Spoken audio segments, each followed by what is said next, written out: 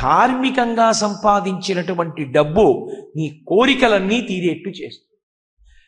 ధర్మం తప్పి సంపాదించి తెచ్చుకున్న డబ్బు నెత్తురు ఓడ్చేస్తుంది. దాని జోలికి వెళ్ళకు. సంపాదించడం మానవద్దు. గృహస్థుకి ఉపదేశం చేసింది శాస్త్రం. కాబట్టి డబ్బు సంపాదించు. అర్థమనర్థం భావయ నిత్యం అంటారు శంకరాచార్యులు వారు భజగోవిందంలో. అంతేగాని అదే పనిగా డబ్బే డబ్బే డబ్బే డబ్బే అంటే నీకు కళ్ళజోడు వచ్చేస్తుంది, జుట్టు తెల్లబడిపోతుంది.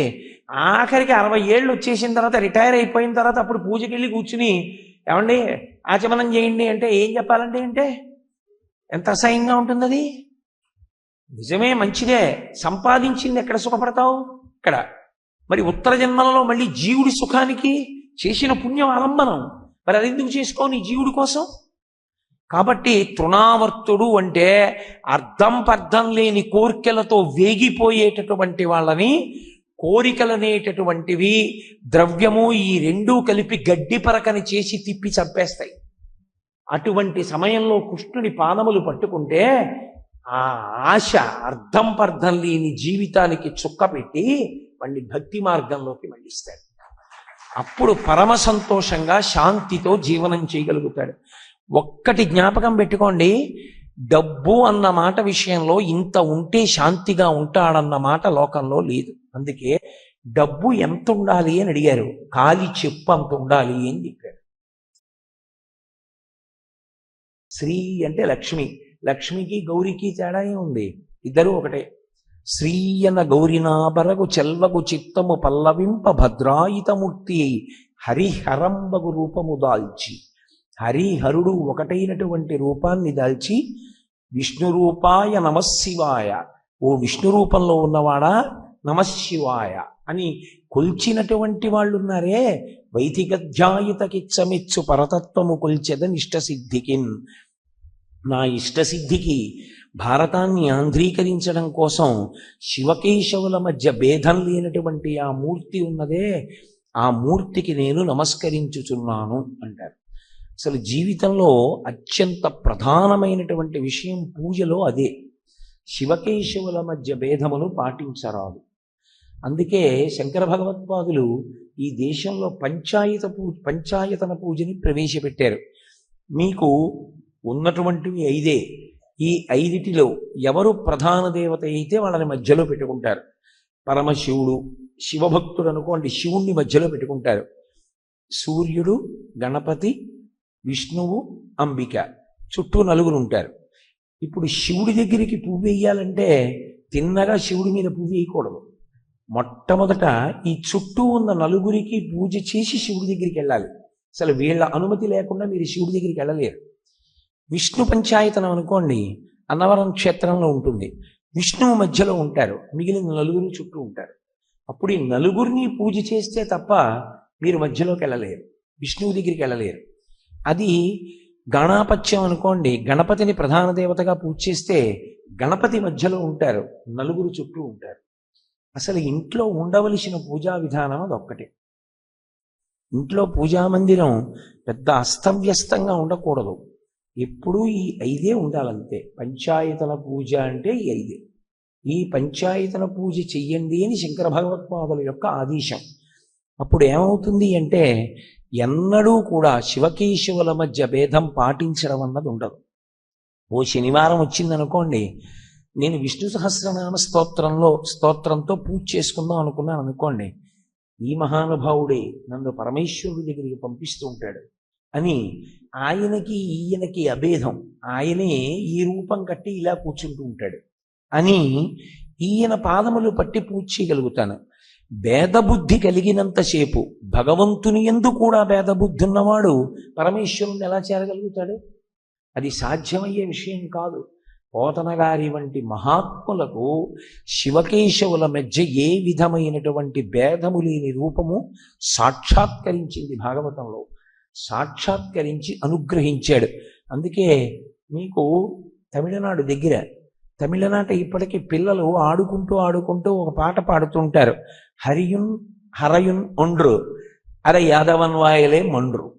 హరి హరుడు ఒకటే, వాళ్ళిద్దరూ వేరనుకున్న వాడి నోట్లో మన్ను అని పాట పాడుకుంటూ ఉంటారు వాళ్ళు, ఆడుకుంటూ ఆడుకుంటూ. శివకేశవుల మధ్య భేదం పాటించకూడదు. అందుకే సంధ్యావందనం 3 పూట్ల చేస్తాం. 3 పూట్ల సంధ్యావందనం చేసేటప్పుడు శివస్య హృదయం విష్ణోశ్చ హృదయం శివ, శివునకు విష్ణువునకు భేదము లేదు అన్న భావన లోపల బాగా వంటబట్టేటట్టుగా ప్రయత్నించాలి. అలా వంటబట్టేటట్టుగా ప్రయత్నించకపోతే ప్రమాదానికి ఎడుతుంది అది ఆఖరికి. ఎందుచేత అంటే నారాయణమూర్తియే ఒక చోట చెప్తాడు, మద్భక్త శంకరద్వేషి మద్వేషి శంకర ప్రియ తావుభౌ నరకం యాతం యావచ్చంద్ర దివాకరవు. మద్భక్త అంటే నారాయణుడు. నన్ను ప్రేమించి నన్ను పూజించి పరమశివుణ్ణి ద్వేషించినవాడు, పరమశివుణ్ణి పూజించి నన్ను ద్వేషించినవాడు, వాళ్ళిద్దరికీ ఇచ్చేటటువంటి వరం ఏమిటంటే తావుభౌ నరకం యాతం యావచ్చంద్ర దివాకరవు, సూర్యచంద్రుడు ఉన్నంత వరకు వాళ్ళు నరకంలో పడి ఉంటారు. కాబట్టి ఎన్నడూ శివకేశవుల మధ్య భేదమును పాటించరాదు. అందుకే పరమ ప్రేమతో అంత సంతోషంతో ఇద్దరి గురించి మాట్లాడాలి. అందుకే చేతులారంగ శివుని పూజింపడి నోరు నొవ్వంగ హరికీర్తి నుడువడి. చేతులారా శివ పూజ చెయ్యాలి, చక్కగా సంతోషంగా హరి యొక్క కథ చెప్పగలగాలి. పోతన గారు ధన్యాత్ముడు. అందుకే బాలలీలల యందు చిన్ని కృష్ణుడు పోతన గారికి తనకి పరమశివుడికి మధ్య ఏ భేదము లేదు అన్న విషయాన్ని ఆవిష్కరించి చూపించాడు. కాబట్టి అందుకే అసలు పోతన గారి ప్రార్థనా శ్లోకమే అలా పడింది. ప్రారంభం చేస్తూనే శ్రీకైవల్య పదంబు చేరుటకునై చింతించెదన్ లోకరక్షైకారంభకు భక్తపాలన కళా సంరంభకున్ దానవోద్రేక స్తంభకు కేళి లోల విలస దృగ్జాల సంభూత నానా కంజాత భవాండ కుంభకు మహానందాంగన డింబకున్. అంటే అసలు ఏ విధమైనటువంటి భేదాన్ని పరబ్రహ్మమునందు పాటించరాదు. ఇది సాధన యందు చాలా జాగ్రత్తగా వంట పట్టించుకోవలసినటువంటి విషయం. సాధనలో ఈ భేదబుద్ధి కానీ అనుకరించిందా ఎంత చేసినా దాని వలన ప్రయోజనం ఉండదు. కాబట్టి పోతన గారు మహాభాగ్యవంతుడై కృష్ణ భగవానుడి చేత అటువంటి లీలని అనుభవంలోకి తెచ్చుకున్నారు. ఆయన బలరామకృష్ణులు మెల్లిగా నడవడం నేర్చుకుంటున్నారు. తడవాడిది బలకృష్ణులు తడవాడిది వారి చూచిత గరంభాదుల్, తడవాడిది అని ఆ బలరామకృష్ణులు ఇద్దరు లేచి నిలబడి మెల్లిగా అడుగులేయడం మొదలుపెట్టారు. ఆ అడుగులేయడం మొదలు పెడితే పిల్లలు చటుక్కుని లేచి నిలబడి అడుగేయరు. ఆ అడుగేసేటప్పుడు మెల్లిగా ముందు మోకాళ్ళ మీద ఒంగుని ఆ చేతులు రెండు మెల్లిమెల్లిగా పైకెత్తి మోకాళ్ళ మీద వేసుకుని అభివాదం చేస్తారు. అభివాదం అంటే ప్రవర చెప్పి నమస్కారం చేయడం. ప్రవర చెప్పి నమస్కారం చేసేటప్పుడు ఎలా పడితే అలా చేయకూడదు. ప్రవర చెప్పి నమస్కారం చెయ్యాలి అంటే దానికి ఒక శాస్త్రీయమైన పద్ధతి ఉంది. నేల మీద పడి లేచి చెవులు పట్టుకుని వంగి నమస్కారం చేసి అభివాదం చేసి తర్వాత పాదాల దగ్గర నుంచి పట్టుకుని కాళ్ళు చేతులు స్పర్శ ఉండేటట్టుగా పైకి లేచి నిలబడాలి. దాన్ని అభివాదం అంటారు. అంతేగాని అలా లేకుండా ప్రవర చెప్పి అభివాదం చేయకూడదు. కాబట్టి పిల్లలు నేల మీద ఒంగుని మెల్లిగా లేచి నిలబడి ఆ ఊంచుకునేటప్పుడు మోకాళ్ళ మీద చేతులు వేసుకుని ఊగిపోతూ మెల్లిగా ఎలాగో అలా నిలబడ్డానికి కొంచెం అలా ఊంచుకుని లేచి నిలబడి అలా ఇలా తూలిపోతూ 4 అడుగులేసి పడిపోతానేమో గబగబా వెళ్ళిపోదాం అమ్మ దగ్గరికి గబగబా అడుగులేసి దుబ్బని పడిపోతూ ఉంటారు. పోతన గారు ఎంత అనుభవించారో ఎంత దర్శనం చేశారో మహానుభావులు. తడవాడిది బలకృష్ణులు తడవాడిది వాని చూచిత గరంభాదుల్, తడవాడి రరులు భయమున తడవాడిది సంతసమున తపసులు వేట్కన్ అన్నారు. తడవాడిది బలకృష్ణులు, ఆ బలరామకృష్ణులు ఇద్దరు మెల్లిమెల్లిగా తప్పటడుగులు వేయడం మొదలుపెట్టారట. వాళ్ళిద్దరూ తప్పటడుగులు వేయడం మొదలు పెడితే తడవాడిది బలకృష్ణులు తడవాడిది రంభాదులందరూ కూడా నృత్యం చేస్తూ ఇంకా మెల్లిగా అడుగులేయడం మొదలుపెట్టాడు. ఇంకా ఎంతమంది రాక్షసులు సంహరింపబడతారో, ఎంత ధర్మాన్ని నిలబెడతాడో, ఈ భూకాంత ఎంత పరవశిస్తుందో ఆయన పాదస్పర్శ చేత. ఎంతమంది మహాత్ములు ఆయన యొక్క పాదములను నిలువెత్తు మూర్తిని మాంసనేత్రాలతో దర్శనం చేస్తారో. మహానుభావుడు ప్రస్థానత్రయంలో ఒకటైనటువంటి భగవద్గీతనిస్తాడు అని రంభాదులందరూ కూడా సంతోషపడి పైనుంచి పుష్పవృష్టిని కురిపించారట. ఒక పక్క నుంచి తడవాడి రరులు భయమున శత్రువులందరూ తడబడడం మొదలుపెట్టారట. ఎవరు ధర్మానికి హాని చేస్తారో వాళ్ళందరూ తడబడుతున్నారు. ఎందుకని? ఈయన తడబడుతూ అడుగులేస్తుంటే వాళ్ళ జీవితాలు తడబడడం మొదలుపెట్టాయి. ఇక మనం ఎక్కువ కాలం ఉండం ఈ భూమి మీదని తడవాడి రరులు భయమున తడవాడిరి సంతసమున తపస్సులు వేట్కన్. మహాతపస్సులైనటువంటి వారు ఆ బలరామకృష్ణుల యొక్క తప్పటడుగులతో కూడుకున్నటువంటి ఆ నడక చూసి పరమ సంతోషంతో వాళ్ళ యొక్క నడకలకి ఆనందాన్ని పొందుతున్నారు. ఈ విధంగా వాళ్ళు మెల్లిమెల్లిగా అడుగులేయడం అవి నేర్చుకుంటున్నారు. యశోద అంతటి అదృష్టవంతురాలు ఈ ప్రపంచంలో ఎవరు ఉండరు. ఎలా కోరిందో కానీ మహాతల్లి ఆ వరాన్ని, మీరు మమ్మల్ని వెళ్ళమంటే వెడతాం భూమండలం మీదకి, కానీ మేము శ్రీహరి సేవ చేసుకునే అదృష్టం ఇస్తే వెడతామంది బ్రహ్మగారితో. ఎంత భాగ్యాన్ని పొందిందంటే నిజంగా ప్రతి విషయంలో కూడా ఆ చిన్ని కృష్ణుణ్ణి పాలివ్వడమేనా, ఆడించడమేనా, విశ్వరూప దర్శనం చేయడమేనా, నేను తల్లిని అన్న భావన చేత ఆమె కృష్ణ పరమాత్మ వలన ఎన్నో లీలలను దర్శనము చేసి తరించిపోయింది.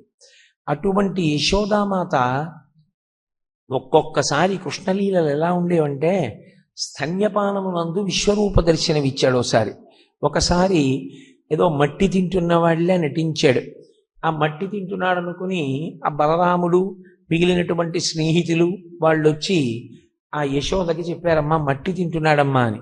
అంటే ఆవిడ ఎందుకురా మట్టి తింటున్నావు, మట్టి తినద్దని చెప్పాను కదా నీతోటి, ఇంట్లో ఇన్ని పాలు ఉన్నాయి, ఇంత పెరుగుంది, ఇంత వెన్న ఉంది, ఇంత నెయ్యి ఉంది, ఎందుకు మట్టి తింటున్నావు అని అడిగితే నిజంగా తల్లి దగ్గర ఎంత బుకాయించేసేవాడో.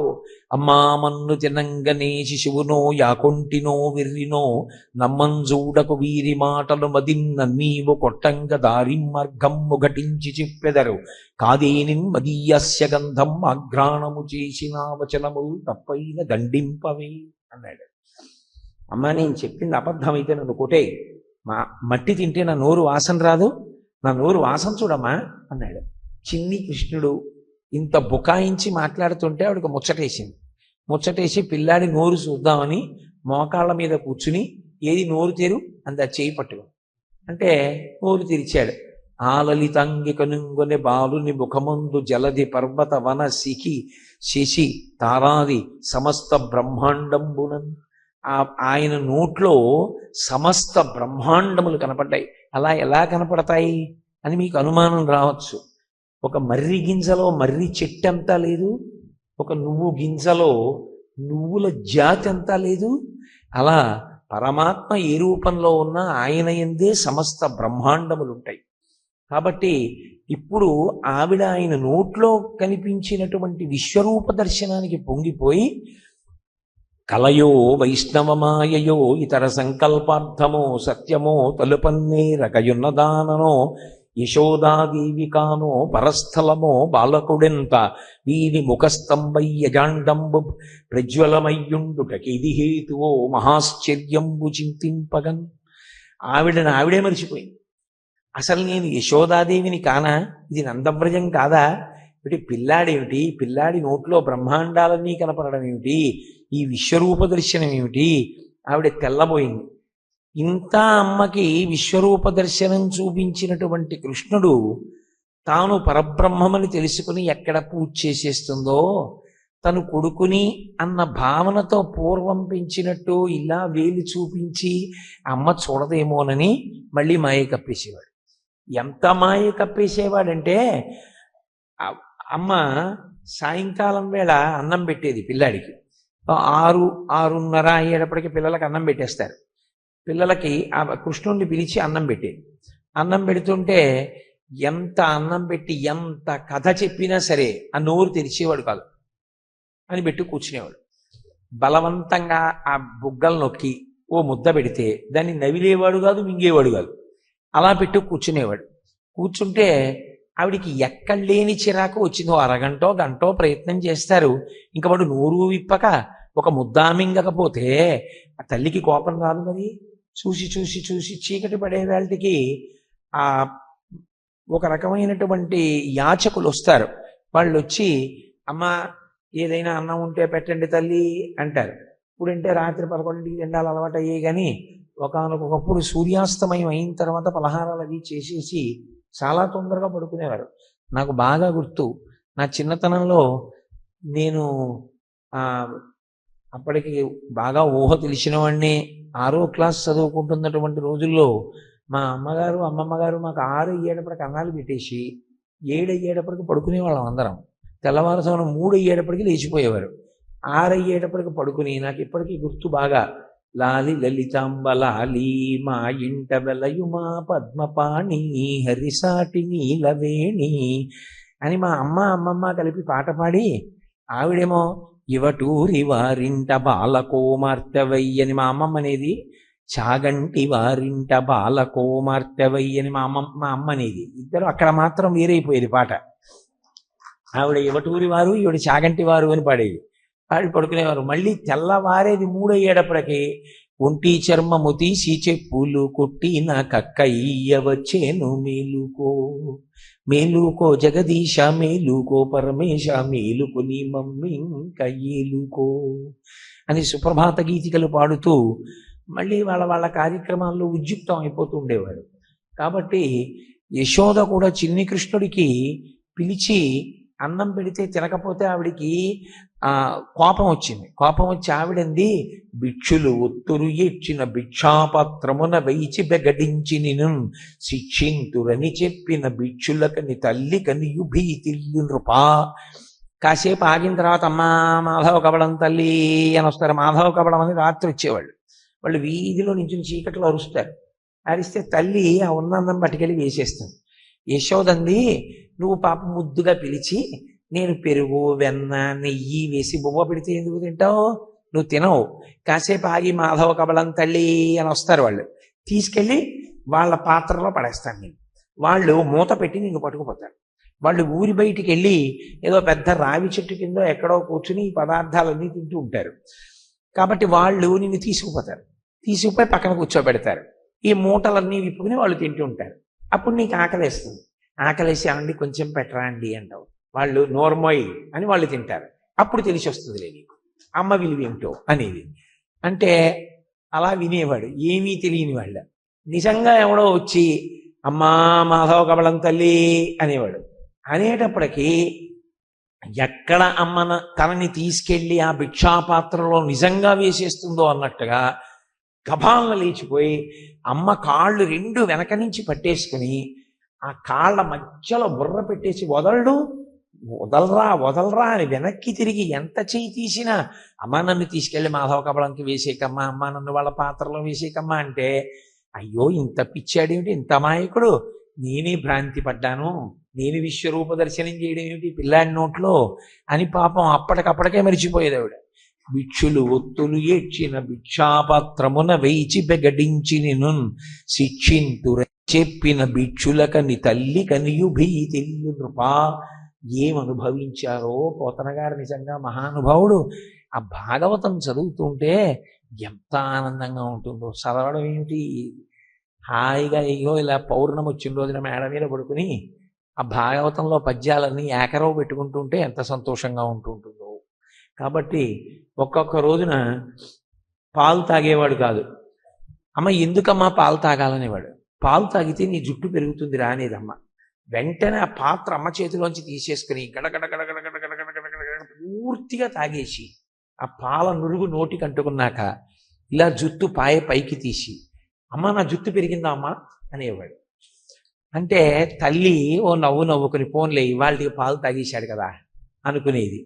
ఇన్ని ఆటలాడాడు యశోదతో. బహుశా పరబ్రహ్మము ఏ అవతారమునందు కూడా తల్లితో ఇన్ని లీలలు చేయడం, ఇంత ఆడుకోవడం ఎక్కడా కనపడదు. ఇవన్నీ కృష్ణలీలలు ఎందుకు వచ్చాయంటే, ఇవి చదువుకోవడానికి, అర్థం చేసుకోవడానికి, మనసు మీద ముద్ర పడడానికి పెద్ద సాధన అక్కర్లేదు. దీనికి అంతటికీ ఏదో బ్రహ్మాండమైన వేదాంతం అంతా నేర్చేసుకుని అయ్యి బాబోయ్ ఇదంతా ఎలా వంట పడుతుందండి అని బెంగపెట్టుకోవడానికి ఏముంది అందులో. ఈ పద్యాలు చదువుకుని ఒకసారి ఆ కృష్ణ పరమాత్మని తలుచుకుని సంతోషించి మనసులో స్మరిస్తే చాలు, ఆయన అనుగ్రహ విశేషం చేత సమస్త పాపములు పోయి ధార్మికమైనటువంటి జీవనమునందు అనురక్తి కలుగుతుంది. అందుకే శ్రీకృష్ణ లీలలు అంత ప్రఖ్యాతి పొందాయి. అందులో ఒకానొక లీల చాలా గొప్ప లీల, దాన్ని తృణావర్తోపాఖ్యానము అని పిలుస్తారు.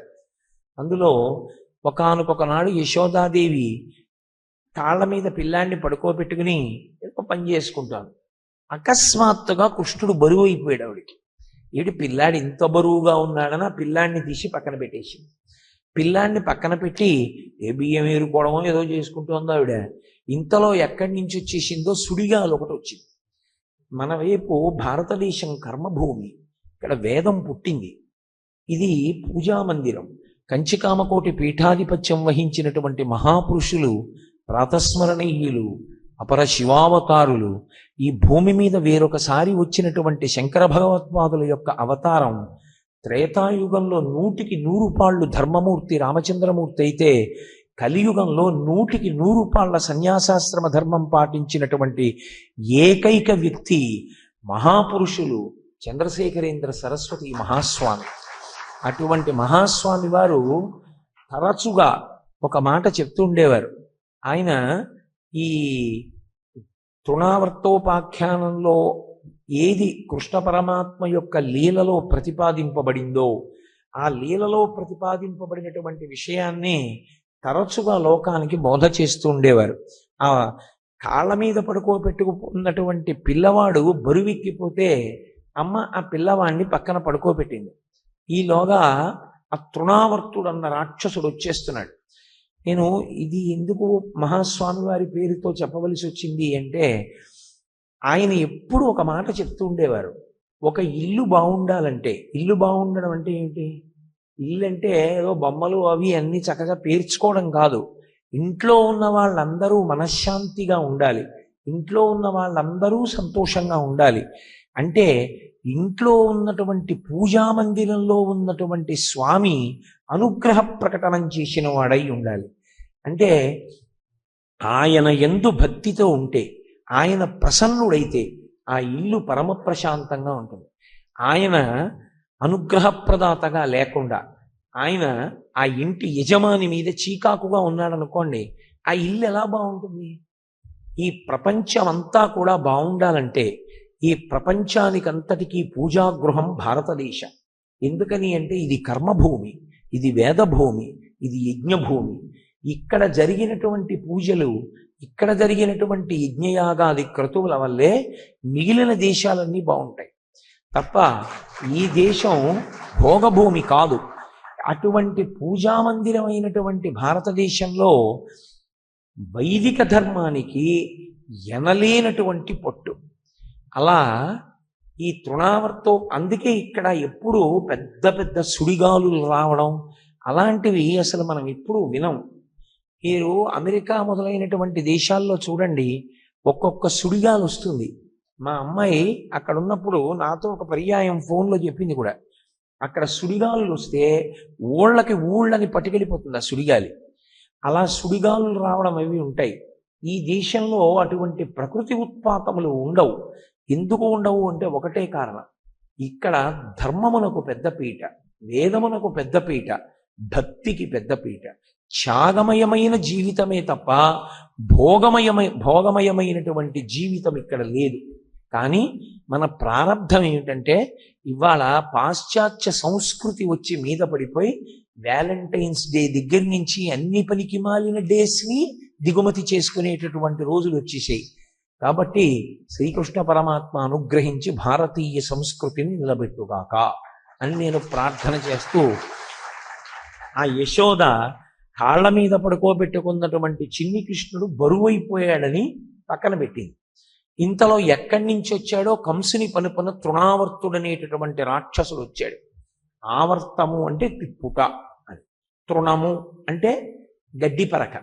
తృణమంతరథ కృత్వా ప్రత్యువాచ శుచిస్మిత నివర్తయ మనోమత్త స్వజనీ క్రియతాం మనః అంటారు వాల్మీకి రామాయణంలో. తృణం అంటే గడ్డిపరక. గడ్డిపరక బహుచులకన. అందున సుడిగాలికి పెద్ద విశేషం ఏముంది? అది వచ్చిందంటే ఇలా ఇలా ఇలా ఇలా చుట్టుకుంటూ పైకి తీసుకుపోతుంది వస్తువుని. పైకి తీసుకుపోతూ దాని లోపల వలయంగా తిరుగుతుంటుంది ఆ సుడిగాలి.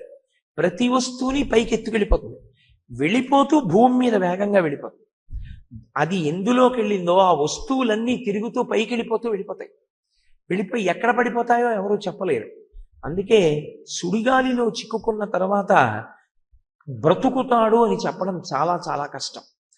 ఈ పెద్ద సుడిగాలి వచ్చింది, యశోదను వదిలేసింది. యశోదను వదిలేసి యశోద పక్క నుంచి వెళ్ళిపోతూ చిన్ని కృష్ణుణ్ణి ఎత్తుకుపోయింది. ఎందుకని? వచ్చినవాడు రాక్షసుడు కంసుని పనుపున చిన్ని కృష్ణుణ్ణి చంపడానికి వచ్చాడు. అందుకని సుడి ఎరుగని హరిసుడివడ సుడిగాలి తరంగు రక్కసుడు విసిరిడి సుడిగాలి ధూళి కన్నుల సుడివడ గోపకులు బెగడి సుడివడి రధిపా అంటారు పోతన గారు. సుడిగాలి ఎలా తిరుగుతుందో ఆయన పద్యం అలా తిరుగుతుంది. పోతన గారి యొక్క గొప్పతనం అది. ఎక్కడ ఏ పద్యం ఎలా పడాలో ఆయనకు అలాగే పడుతుంది. కాబట్టి సుడి ఎరుగని హరిసుడివడ, సుడివడడం అన్నది హరికి తెలియదు. అట్లాంటి వాడు సుడిపడ్డాడు అంటే ఆ సుడిగాలిలో చిక్కుకున్నాడు.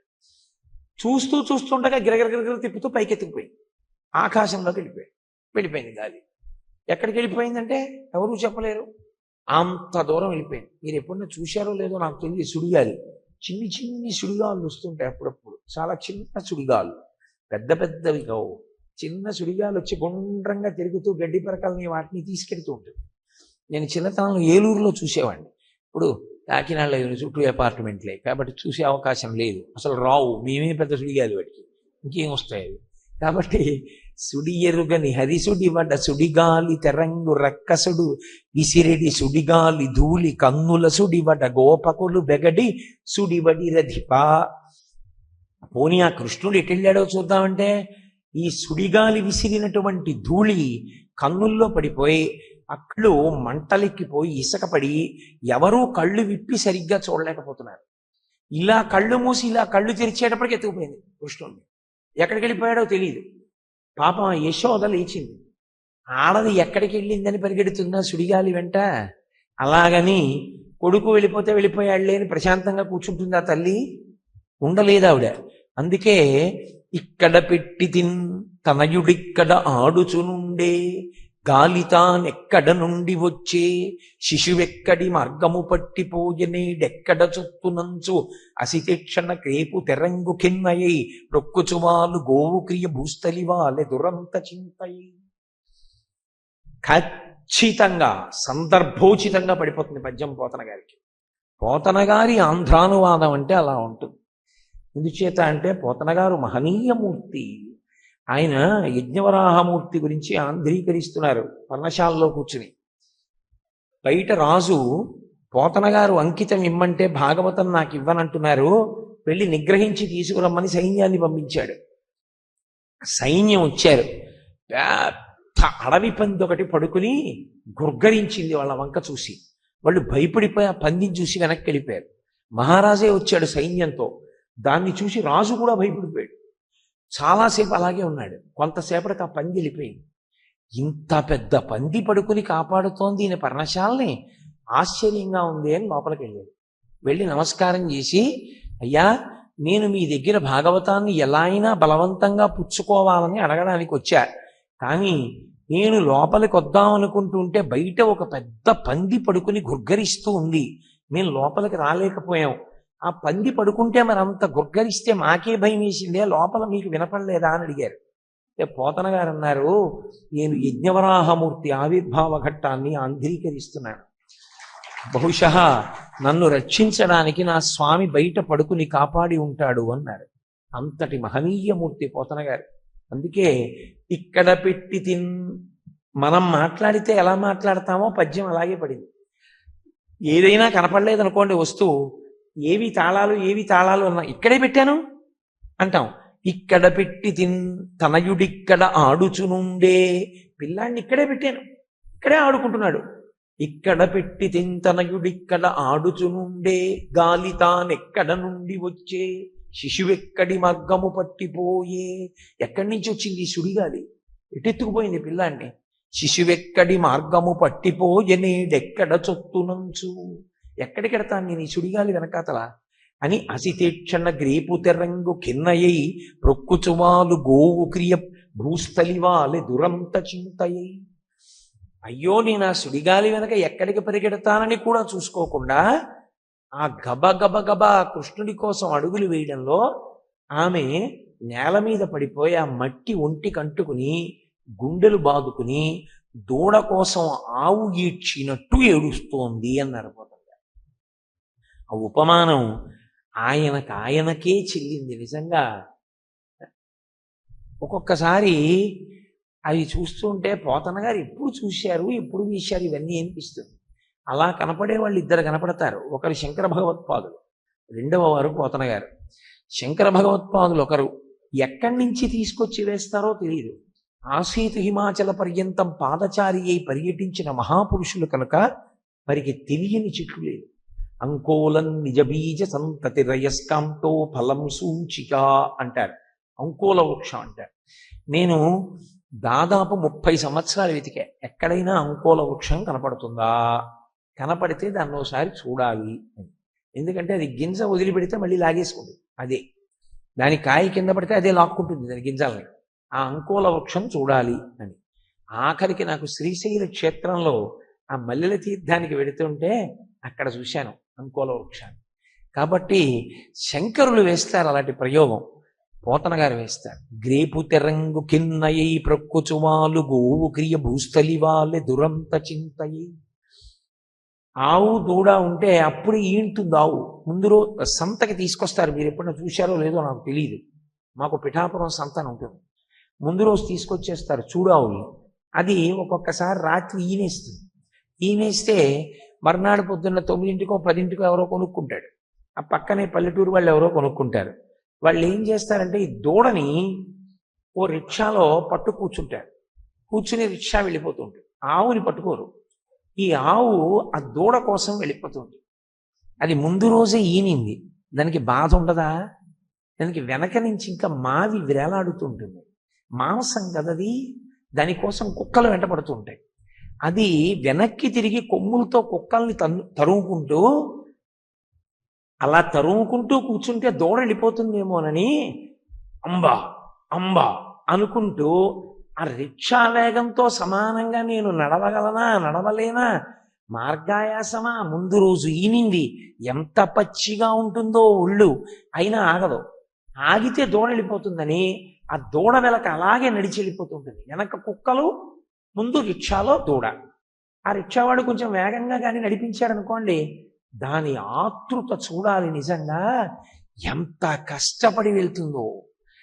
దూడ మీద ఆవుకుండేటటువంటిది ప్రేమ అనన్య సామాన్యం. అందుకే ఒక్క గురువు గారికి ఉంటుంది శిష్యుడి మీద వాత్సల్యం. వాడు ఎటువంటి వాడవనివ్వండి, వాడి దోషాలన్నిటినీ నాకేస్తాడు గురువు. అందుకే గురువుకి పూర్వ జీవితంతో సంబంధం ఉండదు. వాడు గతంలో ఎవరు ఆయనకు అనవసరం, ఆయన ఇప్పుడు ఎవరు మారి ఉన్నాడు అంతే కావలసి. మార్పు కదు కావాలి. నీకెందుకు ఆయన యొక్క పూర్వ జీవితం నీకెందుకు? తెలుసుకునే ప్రయత్నం కూడా గురువు చేయడు, మార్చే ప్రయత్నం ఒకటే గురువు చేస్తాడు. అందుకే వాత్సల్యం గురువుది. అలాగే గోవుది వాత్సల్యం, అందుకే గోవత్సము అని పిలుస్తారు. శిష్యుణ్ణి గురువు వత్సా ఇలారా అంటాడు మళ్ళీ. అందుకే పుట్టిన దూడని తాను మాంసాహారి కాకపోయినా తన నాలుకతో మావినంతటినీ శుభ్రం చేసే ప్రాణి ఆవు ఒక్కటే సృష్టిలో. అంత గొప్పది ఆవు. కాబట్టి ఎక్కడి నుంచి తీసుకొచ్చి వేశారో పోతన గారు, పల్లెటూళ్ళల్లో వ్యవసాయం చేసిన వారు కదూ, చూసి ఉంటారు రోజు. అందుకే అద్భుతమైన ఉపమానం పడిపోయింది. ఇక్కడ పెట్టి తింతనయుడిక్కడ నాడుచునుండే గాలి తానెక్కడ నుండి వచ్చే శిశువెక్కడి మార్గము పట్టిపోయెనీడెక్కడ చొత్తునంచు వసితెక్షణ క్రేపు తెరంగు కిన్నయ్యి ప్రొక్కుచువాలు గోవు క్రియ భూస్థలివాలె దురంత చింతయి అని పాపం పరిగెడుతోంది ఆవిడ. ఈ తృణావర్తుడు పైకి పైకి పైకి పైకి పైకి పైకి తీసుకెళ్ళిపోతున్నాడు కృష్ణుణ్ణి. ఎందుకు అలా తీసుకెళ్ళడం అంటే ఆ పైకి తీసుకెళ్ళి వదిలిపెట్టేస్తాడు.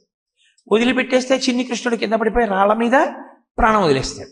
అందుకుని ఎత్తుకుపోతున్నాడు. ఈయన ఏం చేశాడు, వాడు ఎంత పైకి తీసుకెళ్తుంటే ఈయన అంత గట్టిగా వాడి కంఠం బిగించేశాడు. చేతులు రెండింటితో కంఠం పట్టుకున్నాడు.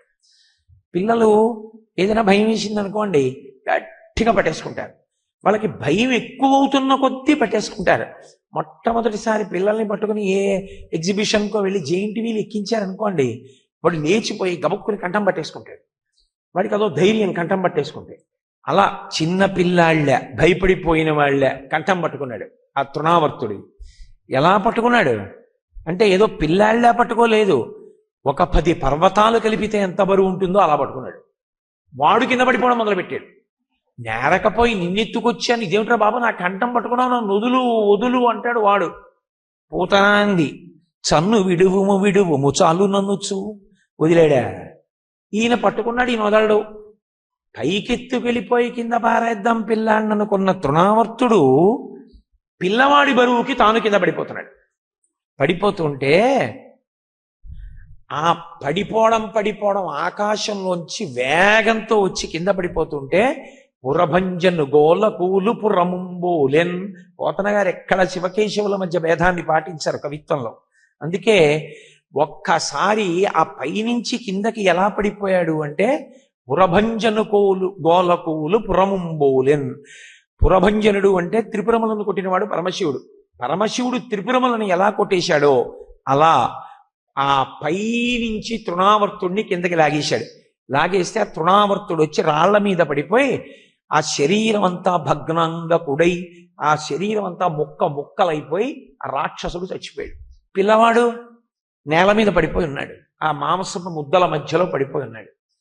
చూసింది యశోద, చూశారు యాదవులు. అయ్యయ్యయ్యయ్యో, పిల్లవాడు ఇంత పెద్ద రాక్షసుడు పైకెత్తుకెళ్ళాడు, అక్కడి నుంచి కింద పడిపోయాడు, ఈ రాక్షసుడు చచ్చిపోయాడు, ఈ పిల్లవాడు పడిపోయాడు, ఏమైపోయిందో అని వాళ్ళు బెంగ పెట్టేసుకుని ఆ పిల్లవాడిని ఎత్తుకున్నారు. ఎత్తుకుంటే పాపం వాళ్ళది అమాయకమైనటువంటి ప్రేమ. భక్తి అన్న మాటకు అర్థం ఏమిటంటే ప్రేమ. చాలా తేలికగా అర్థం అవ్వాలంటే ప్రేమ. ప్రేమ అన్న మాటని సక్రమంగా అర్థం చేసుకోవాలి. నేను ఇవాళ రేపు వాడుతున్న దిక్కుమాలిన సందర్భంతో కూడిన ప్రేమ గురించి నేను మాట్లాడటం లేదు. ప్రేమ అన్న మాట ఎప్పుడు ఎక్కడ వాడినా అది ప్రతిఫలమును ఆశించనిది అని గుర్తు. దానికి ప్రతిఫలం ఆశించదు. నాకు ఇది ఇస్తే అన్న కోరిక ఉండదు. అసలు బలవంతంగా నొక్కి పెట్టడం కాదు, ఎవరు చూడకపోతే పుచ్చుకుందాం అన్న కోరిక కాదు. అసలు ప్రతిఫలాన్ని ఆశించడం ఉండదు. నాకేమైనా జరుగుతుందా అన్న కోరిక ఉండదు. తనంత తాను ప్రేమ సహజంగా ఉన్నటువంటి వ్యక్తులు ఈ లోకంలో ముగ్గురే ఉంటారు. మిగిలిన వాళ్ళు సంస్కార బలము చేత ప్రేమని పొందుతారు. సహజంగా ప్రేమ ఉండేవారు ఎవరంటే ముగ్గురే. 1 తల్లి, 2 తండ్రి, 3 గురువు. వీళ్ళ ముగ్గురు ప్రేమైకమూర్తులు అంటుంది శాస్త్రం. ఎందుకంటే వాళ్ళకి ప్రతిఫలాపేక్ష ఉండదు. తల్లి బిడ్డల్ని కని పెంచుతుంది. వీడు పెద్దవాడైన తర్వాత ఉద్యోగం చేస్తే నాకేదో పట్టుకొచ్చి బంగారపు తొడుగు చేయించాలని ఏ అమ్మ కోరుకోదు, ఏ తండ్రి కోరుకోడు. నా బిడ్డడు సంతోషపడాలి, నా బిడ్డడు సుఖంగా ఉండాలి, తనకి సుఖం అంతే. తప్పించి వాడు నాకన్నీ ఇచ్చేయాలని ఏ తండ్రి అడగడు. గురువు ప్రతిఫలాన్ని అపేక్షించడు.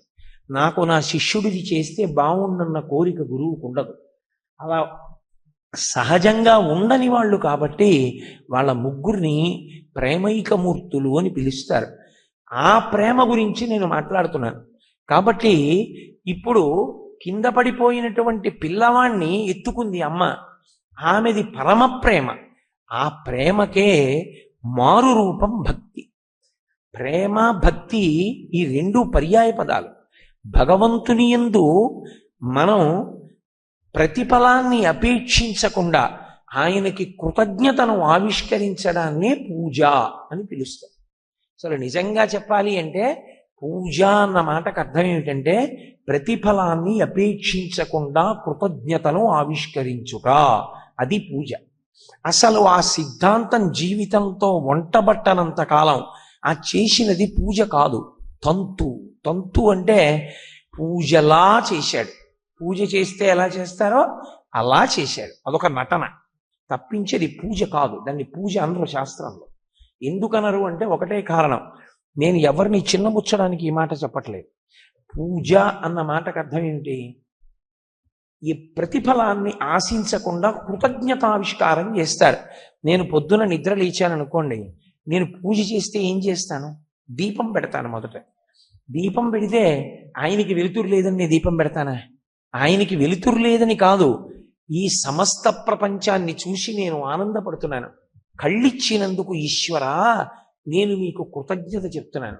ఈ కళ్ళు నిన్న రాత్రి బడలిపోయి మళ్ళీ నాకు నిద్రాకాలిక సుఖమిచ్చి తెల్లవారేటప్పటికీ కళ్ళకి శక్తినిచ్చారు.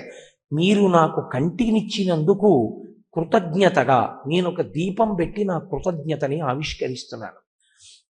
ఆయన నాకు చర్మాన్ని ఇచ్చాడు, స్పర్శ శక్తినిచ్చాడు. నా కొడుకు వచ్చి నాన్నగారండి అని నన్ను పట్టుకుంటే నాకెంతో సంతోషం. నా కూతురు వచ్చి నాన్నగారండి అని నా చేయి పట్టుకుంటే నాకు ఆ స్పర్శ సుఖం. నా మనవలు వచ్చి తాత తాత తాత తాత అంటూ పరిగెత్తుకు వచ్చారనుకోండి, నేను వాళ్ళని ఎత్తుకుంటే వాళ్ళ స్పర్శ నాకు సుఖం. నా శిష్యుడు వచ్చి గురువుగారు అని కాళ్ళు పట్టాడు అనుకోండి, ఆ శిష్యుడి యొక్క వాత్సల్యమునందు నాకు సుఖం. ఈశ్వర నాకు చర్మాన్ని ఇచ్చావు, నాకు స్పర్శనిచ్చావు, కాబట్టి నేను మీకు కృతజ్ఞత చెప్తున్నాను. అందుకని గంధానులేపనం చేస్తారు. అందుకే అలా అమ్మవారికి పంచసంఖ్యోపచారిణి. అందుకే అమ్మవారి విషయంలో అంటే పూజ విషయంలో ప్రతి ఇంటా తప్పకుండా జరగవలసినవి ఏవి అంటే గంధ ధూప దీప నైవేద్యములు పుష్పార్చన. ఈ 5 తప్పకుండా జరగాలి. ఎందుకని అంటే ఒక్కొక్క ఇంద్రియానికి కృతజ్ఞత చెప్తాం. దీపము చేత కన్ను, గంధము చేత చర్మము, అలాగే ఏదో మనకి ఇచ్చింది ఇది చెవు.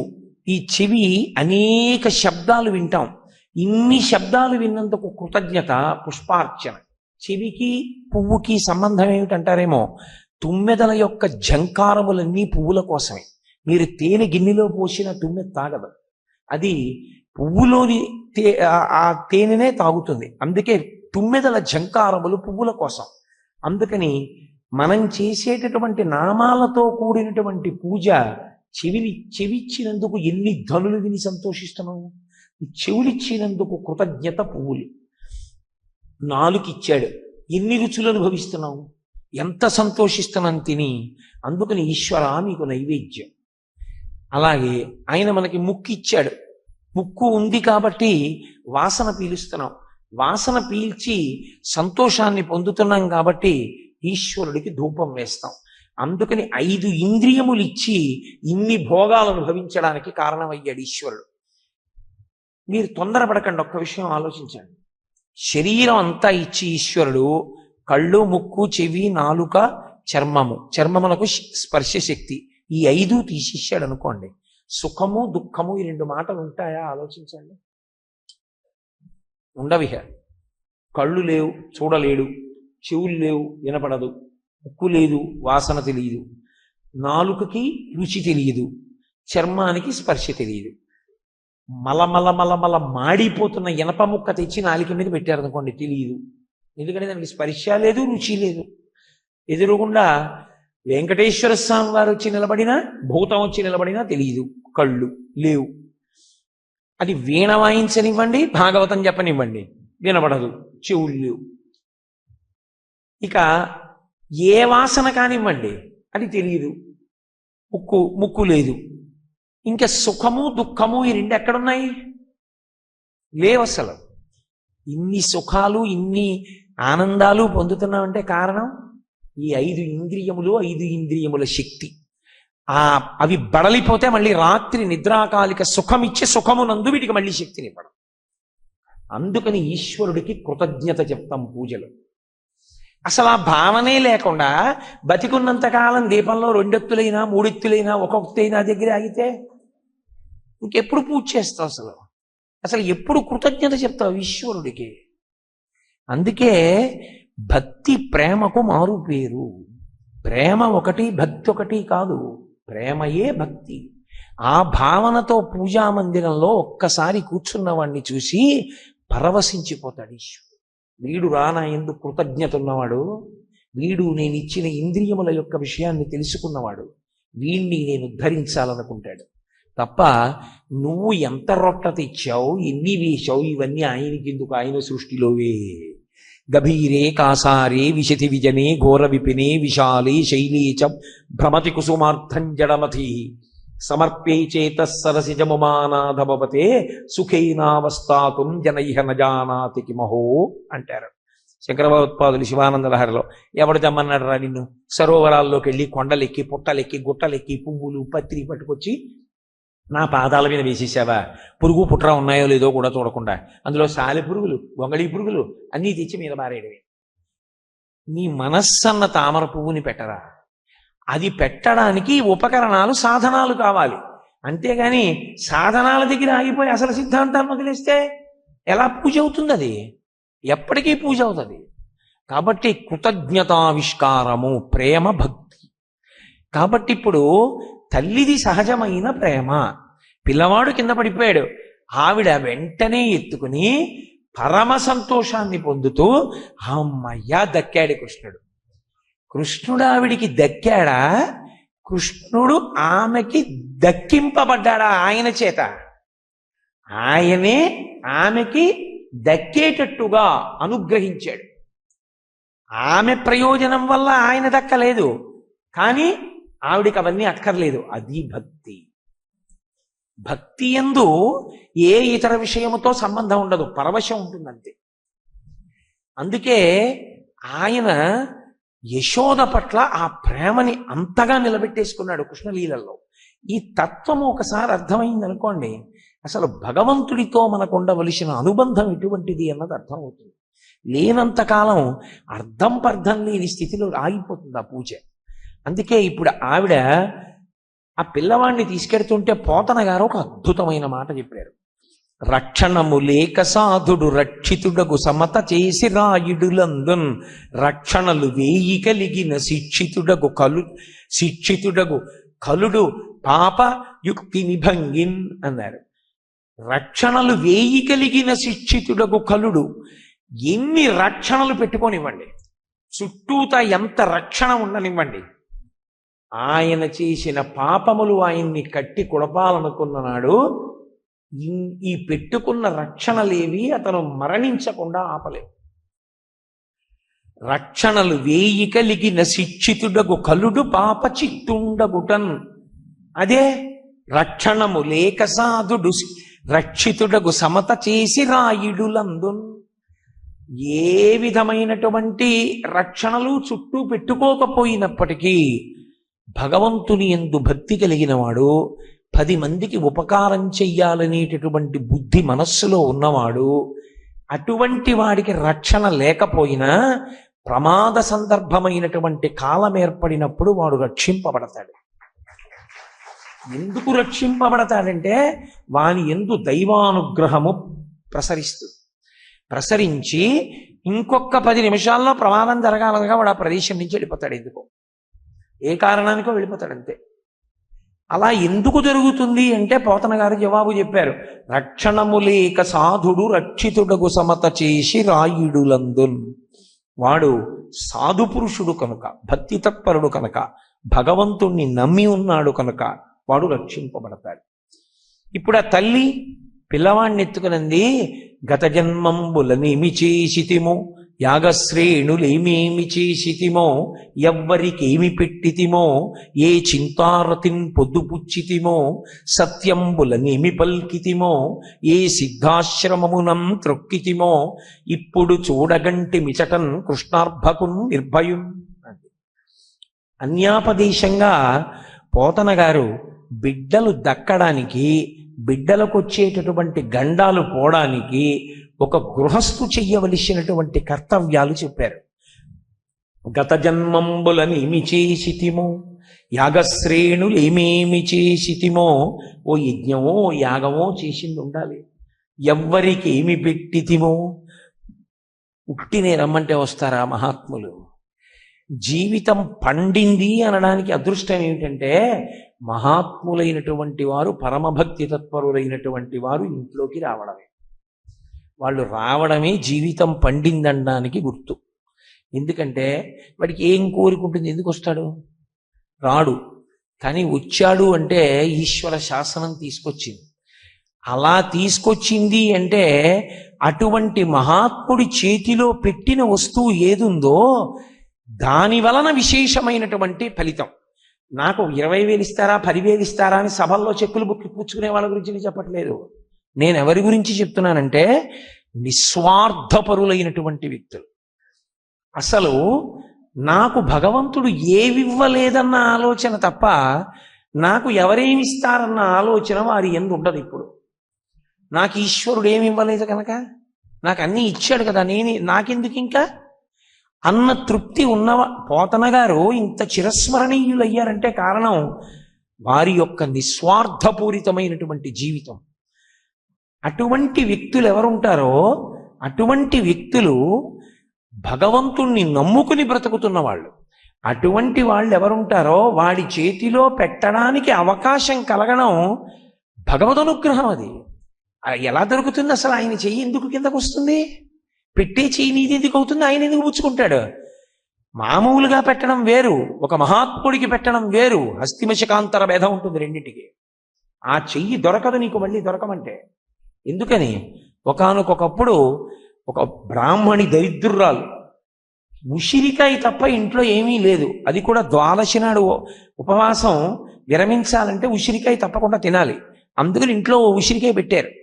ఇంట్లో ఉసిరికాయ ఉంది. బ్రాహ్మణుడు పాపం ఎక్కడో గింజలు ఏరుకోవడానికి వెళ్ళాడు. శంకరాచార్యులు వారు వచ్చారు. అప్పటికి సన్యాసం తీసుకోవాలి ఆ బ్రహ్మచారి. భవతి భిక్షాందేహి అన్నారు. బ్రాహ్మణి బయటికి వచ్చింది. వచ్చినవాడు మహాతేజోమూర్తి బ్రహ్మచారి. బ్రహ్మచారి సన్యాసి వస్తే అన పెట్టాలి ఇంటి ముందుకి. వచ్చిన బ్రహ్మచారికి పెట్టడానికి ఏమీ లేదు. ఏడుస్తూ ఇంట్లోకి వెళ్ళిపోయింది. ఏడుస్తూ ఇంట్లోకి వెళ్ళిపోయి ఇల్లంతా వెతుకుతోంది. ఆమె దరిద్రాన్ని గమనించారు శంకరాచార్యులు వారు.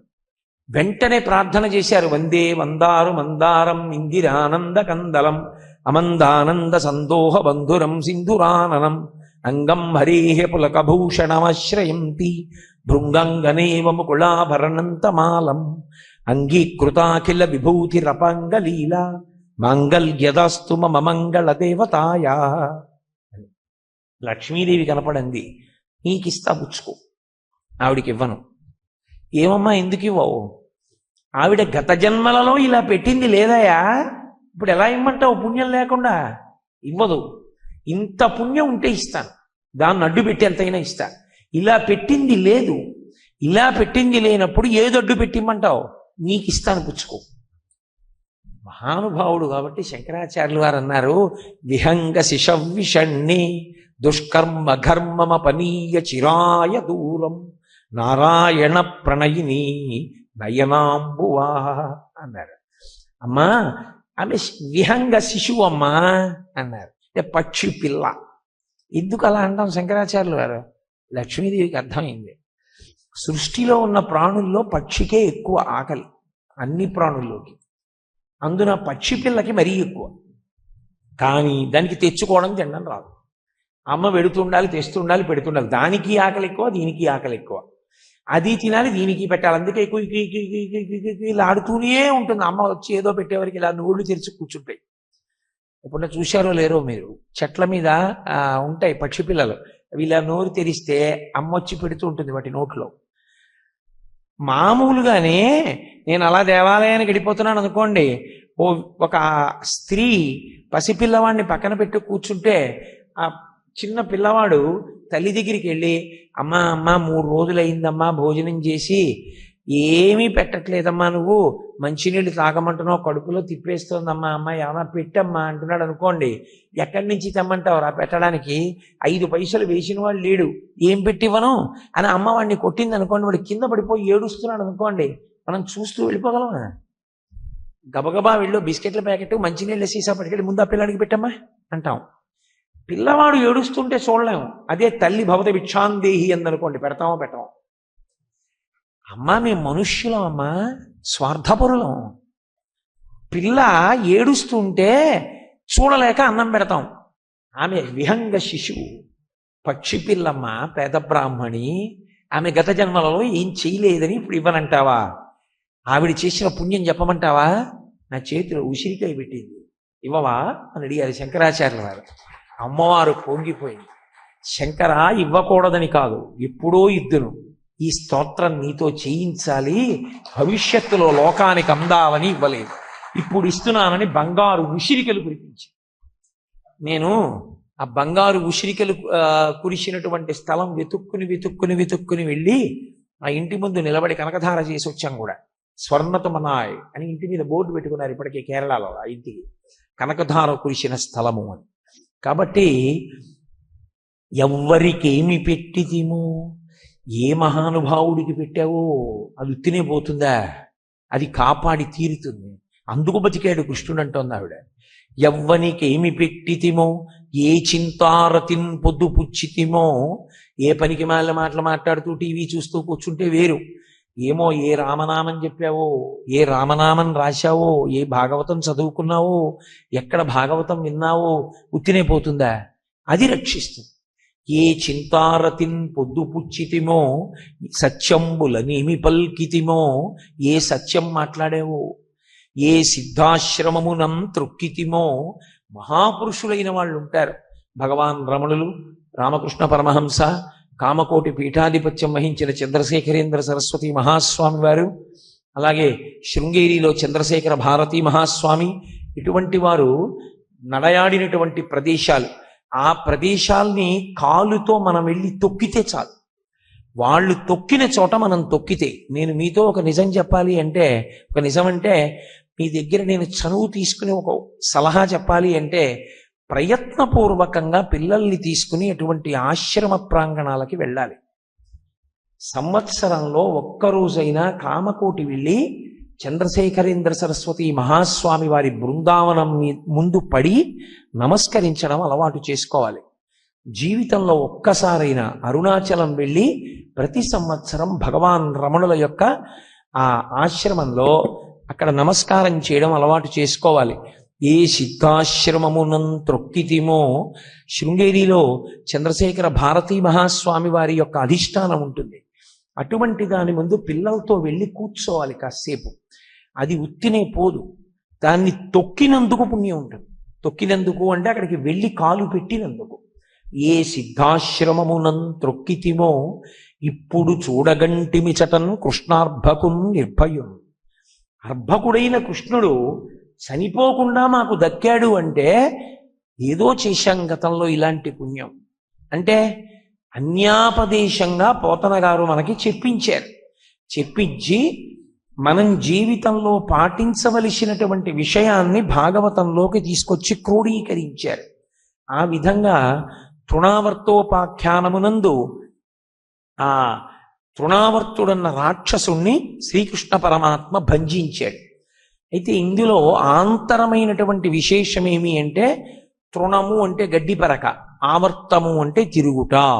ఒకడు గడ్డి పరకంత చులకన ఎప్పుడైపోతాడంటే కాలానికి ఎప్పుడు చులకనవుతాడంటే, కోరిక ద్రవ్యము ఈ రెండిటిని పక్క పక్కన పెట్టుకుని బతికిన వాడు ఎవరు ఉంటాడో వాడు తృణమైపోతాడు. కోరిక సాధనమునకై వెంపర్లాట. నాకు కోరిక పుట్టింది అనుకోండి, ఏదో టీవీ ఉండాలి, పరిగెత్తాను తెచ్చాను. కలర్ టీవీ ఉండాలి, మళ్ళీ పరిగెత్తాను తీసుకొచ్చాను. VCR ఉండాలి, పరిగెత్తాను తీసుకొచ్చాను. పట్టుబట్టలు ఉండాలి, పరిగెత్తాను తీసుకొచ్చాను. సొంతిల్లు ఉండాలి, పరిగెత్తాను తీసుకొచ్చాను. ఇప్పుడు తృణమై గడ్డి పరకనై కోరిక మీద కోరిక అంటే గృహస్థుకి కోరికలు ఉండకూడదని నేను అంటలేదు. ధార్మికంగా ఎక్కడ వరకో అక్కడ వరకే, అంతు లేకుండా. మీరు ఒక్కటి ఆలోచించండి, సృష్టిలో సమస్త ప్రాణులు కూడా బిడ్డలకి వాటికి ఆహారం సంపాదించడం నేర్చుకుంటే అవి ఇక స్వతంత్రంగా వదిలేసి తమ జీవితం తమది. మనుష్యుడు మాత్రం డబ్బన్న ఒకే ఒక్క మాటకి లొంగిపోయి దానికి అంతు ఎక్కడుంది అసలు? ఎన్ని కోట్లు సంపాదించేసినా సరే ఇంకా సంపాదిస్తూనే ఉంటాడు, తీసుకెళ్లి దాస్తూనే ఉంటాడు. జీవితం ఉండిపోతుందా? అయిపోతుంది. ఎప్పుడో అప్పుడు కాలప్రవాహంలోనే వచ్చి మృత్యువు గ్రసించేస్తుంది. నువ్వు సంపాదించింది వారసులకు వెళ్ళిపోతుంది. నీ జీవితం ఆ తర్వాత ఎన్ని కోట్ల జన్మలు వెళ్ళిపోతావు. అప్పుడు ఇక రక్షించేవాడు ఉండడు. మళ్ళీ ఎప్పటికి మనుష్య జన్మ వస్తుంది, మళ్ళీ ఎప్పుడు చేస్తావు పుణ్యకార్యం? ఎలా సాధ్యం? అందుకే డబ్బు సంపాదించవద్దు అని గృహస్థు విషయంలో అనరు. గృహస్థు విషయంలో గృహస్థు డబ్బు సంపాదించవలసిందే, కానీ ధార్మికమైనటువంటి సంపాదనతో తృప్తితో కూడినటువంటి జీవనం ఉండాలి. తనకి వచ్చిన దాంతో సంతోషంగా జీవితం గడపగలగాలి. అంతేకాని కోరికలు విపరీతంగా పెరిగిపోయినప్పుడు వాడు తృణమైపోతాడు. సంపాదన లేకపోతే గృహస్థుకి చాలా ప్రమాదం. గృహస్థాశ్రమంలో ఉన్నవాడు సంపాదన లేకుండా ఉండకూడదు. సన్యాసికి సంపాదన లేదు, సన్యాసి సంపాదించకూడదు. గృహస్థు సంపాదించకుండా ఉండకూడదు. అందుకే మాతా నిందతి నాభినందతి పిత భ్రాతా న సంభాషతే భృత్య కుప్యతి నానుగచ్చతి సుత కాంతాపి నాలింగతే అర్ధప్రార్థన శంకయాన కురుతే సల్లాపమాత్రం సుహృత్ తస్మాత్ నైతికమర్ధమార్జన శృణు సఖే విత్తేన సర్వే వశాః. మనకి తెల్లవారు లేస్తే శాస్త్రం చెప్తోంది మాతా నిందతి. డబ్బు సంపాదించకపోతే కొడుకు తల్లి చూసి అభినందించదు. ఏట్రా ఇంత పెద్దవాడయ్యాడు, వాళ్ళ నాన్నకు రూపాయి సంపాదించి పడవు అంటుంది. నాభినందతి పిత, తండ్రి నాన్న రారా అని సంతోషంగా పక్కన కూర్చోబెట్టుకోడు. నాభినందతి పిత భ్రాతా న సంభాషతే. అన్నదమ్ములు మాట్లాడరు. ఓ రూపాయి సంపాదించాడు కానీ మాతో పాటు పెరిగందని తింటాడంటారు. భ్రాతా న సంభాషతే భృత్య కుప్యతి. సేవకుణ్ణి పిలిచి పని చేయమన్నారు అనుకోండి, మీ అన్నయ్య గారంటే డబ్బిస్తాడు, నువ్వు రూపాయి ఇవ్వకపోయినా పనులు మాత్రం చెప్తావా అంటారు. నానుగచ్చతి సుత. తండ్రి కష్టపడి ఇంటికెడితే కొడుకు మంచినీళ్ళ చెంబు పట్టుకుని వీధిలోకి రాడు, నాన్నగారండి కాళ్ళు కడుక్కోండి అని. నానుగచ్చతి సుత కాంతాపి నాలింగతే. ప్రేమ మీర భార్య కూడా కౌగిలించుకోదు. కాంతాపి నాలింగతే అర్ధప్రార్థన శంకయాన కురుతే సల్లాపమాత్రం సుహృత్. సుహృత్ ఆయన చాలా మంచివాడు. ఆ స్నేహితుడి తప్పు కాదు, చాలా మంచివాడు. అంత మంచివాడైనా వీడు ఇలా వస్తుంటే సందులోంచి పని లేకపోయినా పక్క సందులోకి వెళ్ళిపోతాడు. ఎందుకు వెళ్ళిపోతాడంటే అర్ధప్రార్థన శంకయాన కురుతే సల్లాపమాత్రం. కనబడితే డబ్బు అడుగుతాడేమోనని ఏమా బాగున్నావా అండవు, పక్క సందులోకి వెళ్ళిపోతాడు. మంచి స్నేహితుడైనా కూడా నాకు రుతే సల్లాపమాత్రం సుహృత్ తస్మాత్ నైతికమర్ధమార్జన శృణు సఖే. ఓ సఖే, స్నేహితుడా, నీతి తప్పకుండా సంపాదించు. నైతికమర్ధమార్జన శృణు సఖే విత్తేన సర్వే వశాః.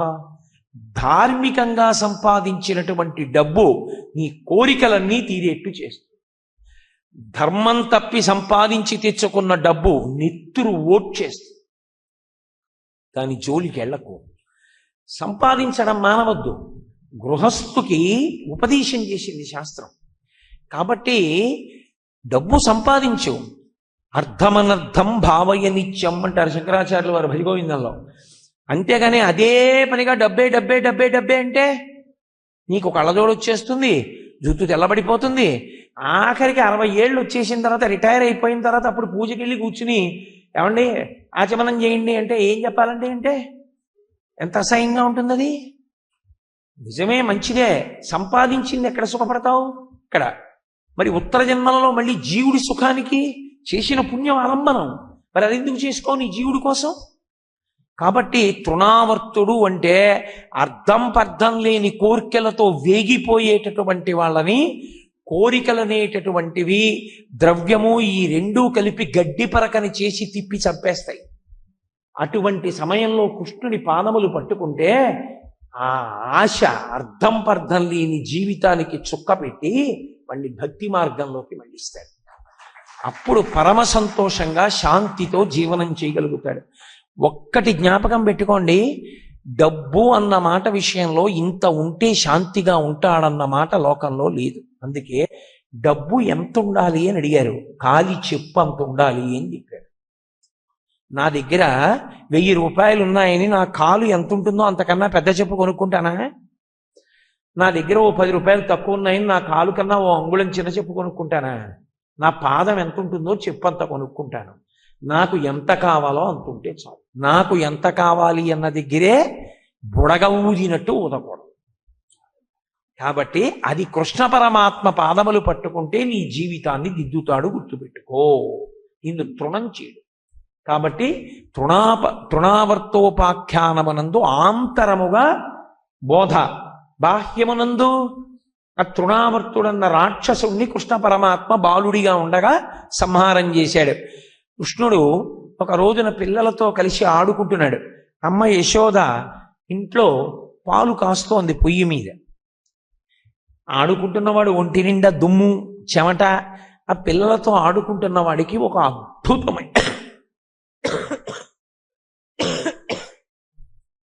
ఒక అద్భుతమైన లీల చెయ్యాలి అని అనిపించింది. అది శాశ్వతమై ఏ లీల విన్నంత మాత్రం చేత జీవకోటి తరించిపోతుందో అటువంటి లీల చెయ్యాలనుకున్నాడు పరమాత్మ. ఒక్కసారి ఆడుకుంటున్నాడు, పరుగు పరుగున లోపలికి వచ్చాడు. అమ్మ పెరుగు చిలుకుతోంది. ఎందుకని అంటే గొల్లవారికి అదో ప్రత్యేకమైనటువంటి విశేషం.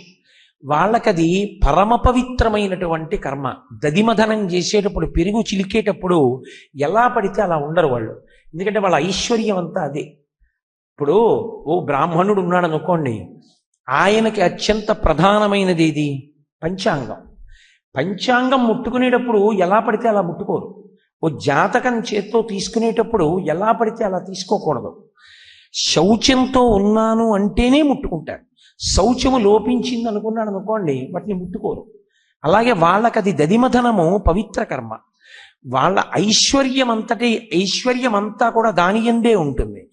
అటువంటప్పుడు ఆ దదిమధనం చేసి వాళ్ళ ఐశ్వర్యాన్ని నిలబెట్టుకునేటప్పుడు పరమ పవిత్రంగా చేస్తారు వాళ్ళు.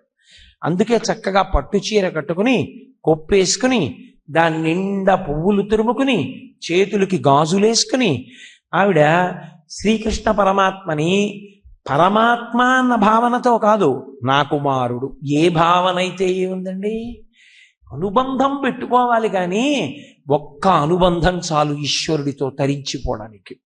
ఇంట్లో కృష్ణ భగవానుడి యొక్క విగ్రహం ఒకటి పెట్టుకుని మా అబ్బాయి అని అనుకున్నారనుకోండి, ఆఫీస్ నుంచి వస్తూ 5 రూపాయలు తులసిమాల అట్టుకు రావడం, వచ్చేస్తూ 8 అయిపోయి మబ్బేసేసింది అలా వెళ్ళిపోదామని వెళ్ళిపోతూ, అయ్యి బాబోయ్ రేపు పొద్దున్నే మళ్ళీ తులసిమాల తేలేదు నాన్నగారండి మీరు అని వాడు గోల పెట్టేస్తాడు లోపల.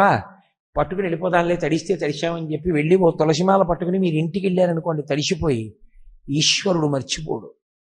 ఖచ్చితంగా ఎప్పుడో ఈశ్వరుడికి తండ్రి అవుతాడు. అనుబంధము ప్రధానము.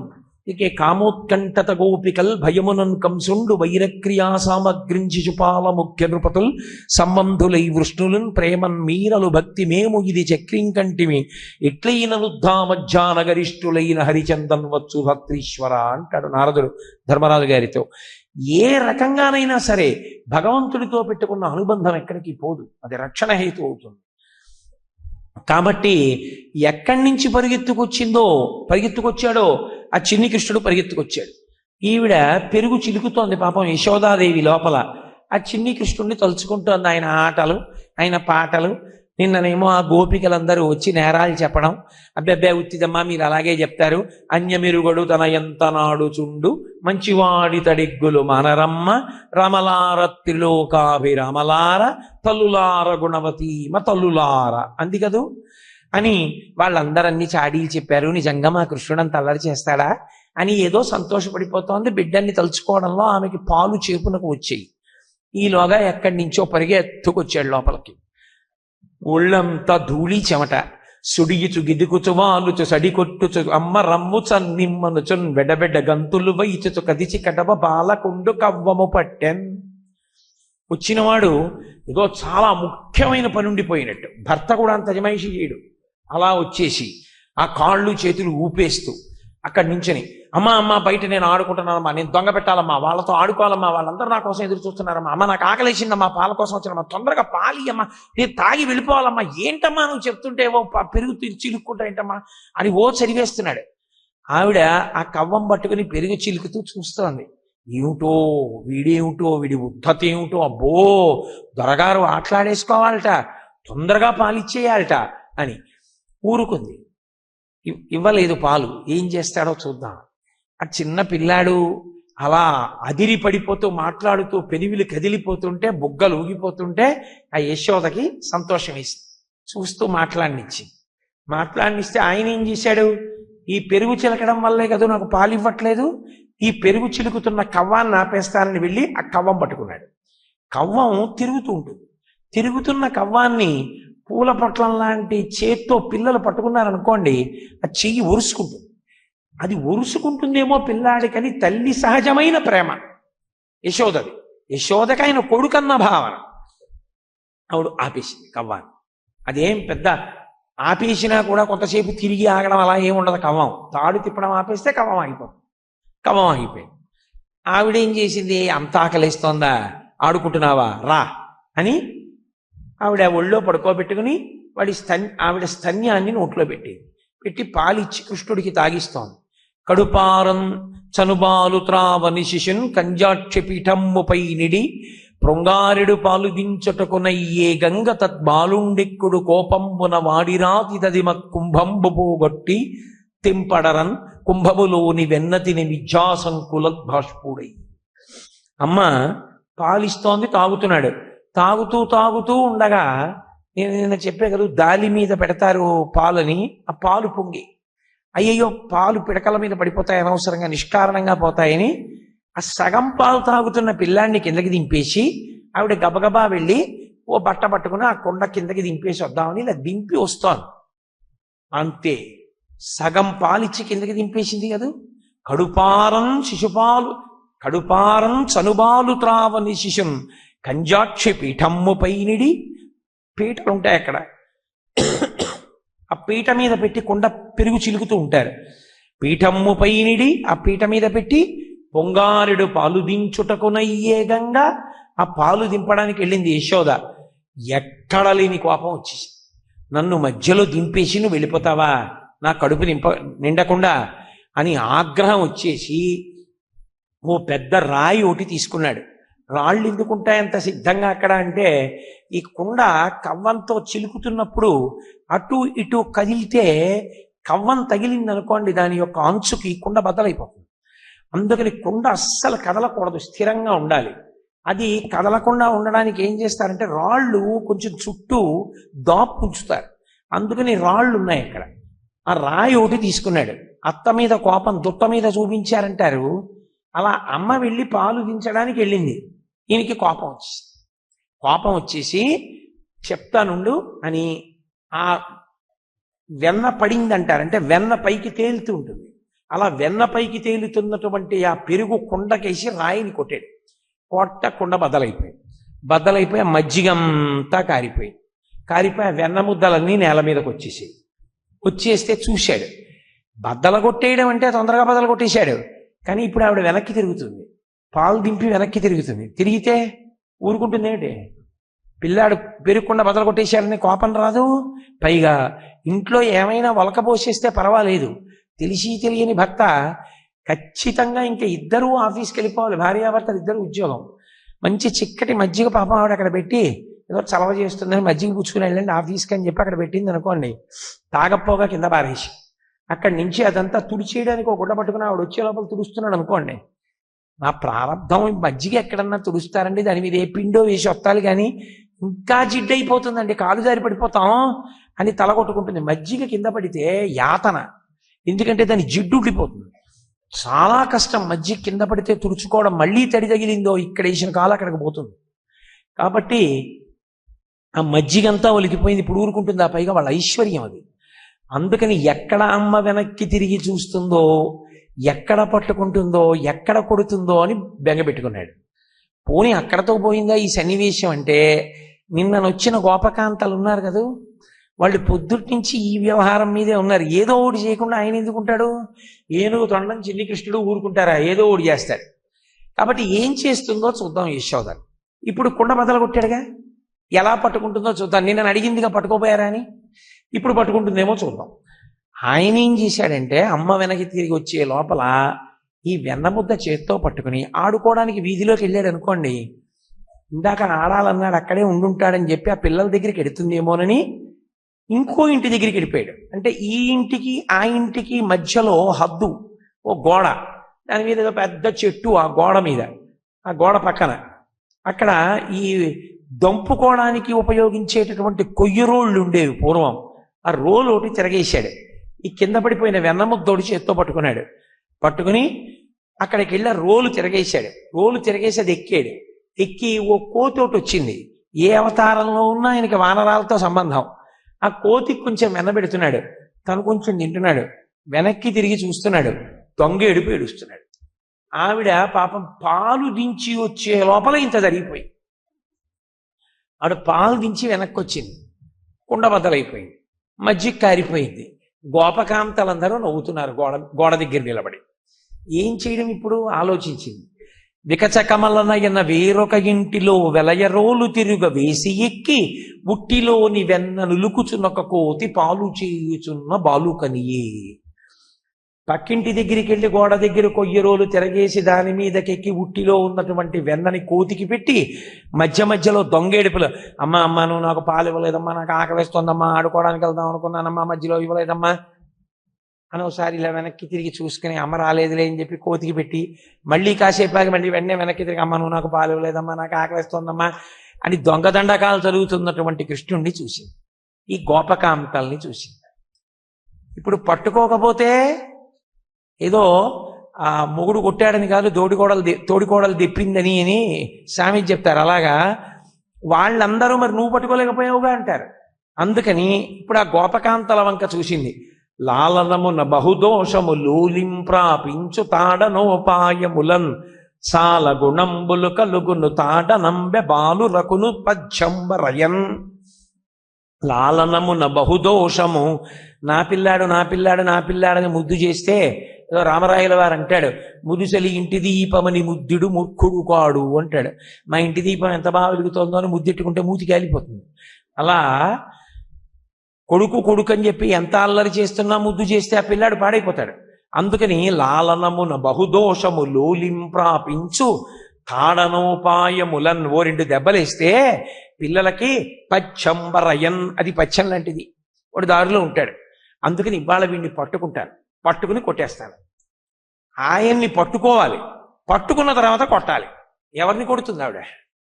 వాణ్ణి వీణ్ణి కాదు, మహారాక్షసుల యొక్క సమూహాల్ని తన సుదర్శన చక్రధారల చేత దునుమాడగలిగిన వాణ్ణి, కర్మాకర్మ ఫల ప్రదాతని, సాక్షాత్ శ్రీమన్నారాయణుణ్ణి, బ్రహ్మాండములను బంతులుగా ఎగరవేసి ఆడగలిగినటువంటి వాణ్ణి, ఎవడి పాద పరాగము తల మీద పడితే చాలని యోగులు ఎదురు చూస్తూ ఉంటారో అలాంటి వాణ్ణి పట్టి కొడతానంట. ఎవరు? ఒక అజ్ఞురాలైన గోపిక యశోద. ఆయన పరమాత్మ. ఆవిడికి తెలుసా? తెలియదు, నా కొడుకు అనుకుంటోంది. ఆయన అన్నీ తెలిసిన్నవాడు, సర్వజ్ఞుడు. అమ్మ నన్ను పట్టాలనుకుంటోంది, నన్ను కొట్టాలనుకుంటోంది అనుకుంటున్నాడు. ఆవిడ ఆయన్ని పట్టుకోవడం అంటే అంత తేలికైన విషయం కాదు, ఆవిడికి తెలుసు. ఎందుకని? చిన్నపిల్లాడు, ఆవిడికేడు మనకీ తెలుసు. పిల్లలు పరిగెత్తినట్టు మనం ఎక్కడ పరిగెడతాం? పరిగెత్తలేము. కాబట్టి ఇప్పుడు వాడిని పట్టుకోవడానికి వీలైన రీతిలో గబగబా సిద్ధమైపోయింది. ఏదో ఆ జటని తీసి ఇలా సిగ చుట్టేసింది, ఆ పువ్వులన్నీ పైకి తిరుగుకుంది, ఆ పమిట కొంగు తీసి దోపుకుంది, చీర కొంచెం పక్కకి ఒత్తిగిలించి పైకెత్తి దోపుకుంది, పరిగెత్తడానికి సిద్ధంగా ఉంది ఆవిడ కూడా. ఆయన చూస్తున్నాడు, వచ్చేస్తోంది అమ్మని. దొంగ చూపు ఇలా ఓ కంటితో ఇలా అమ్మ వంక చూసుకుంటున్నాడు.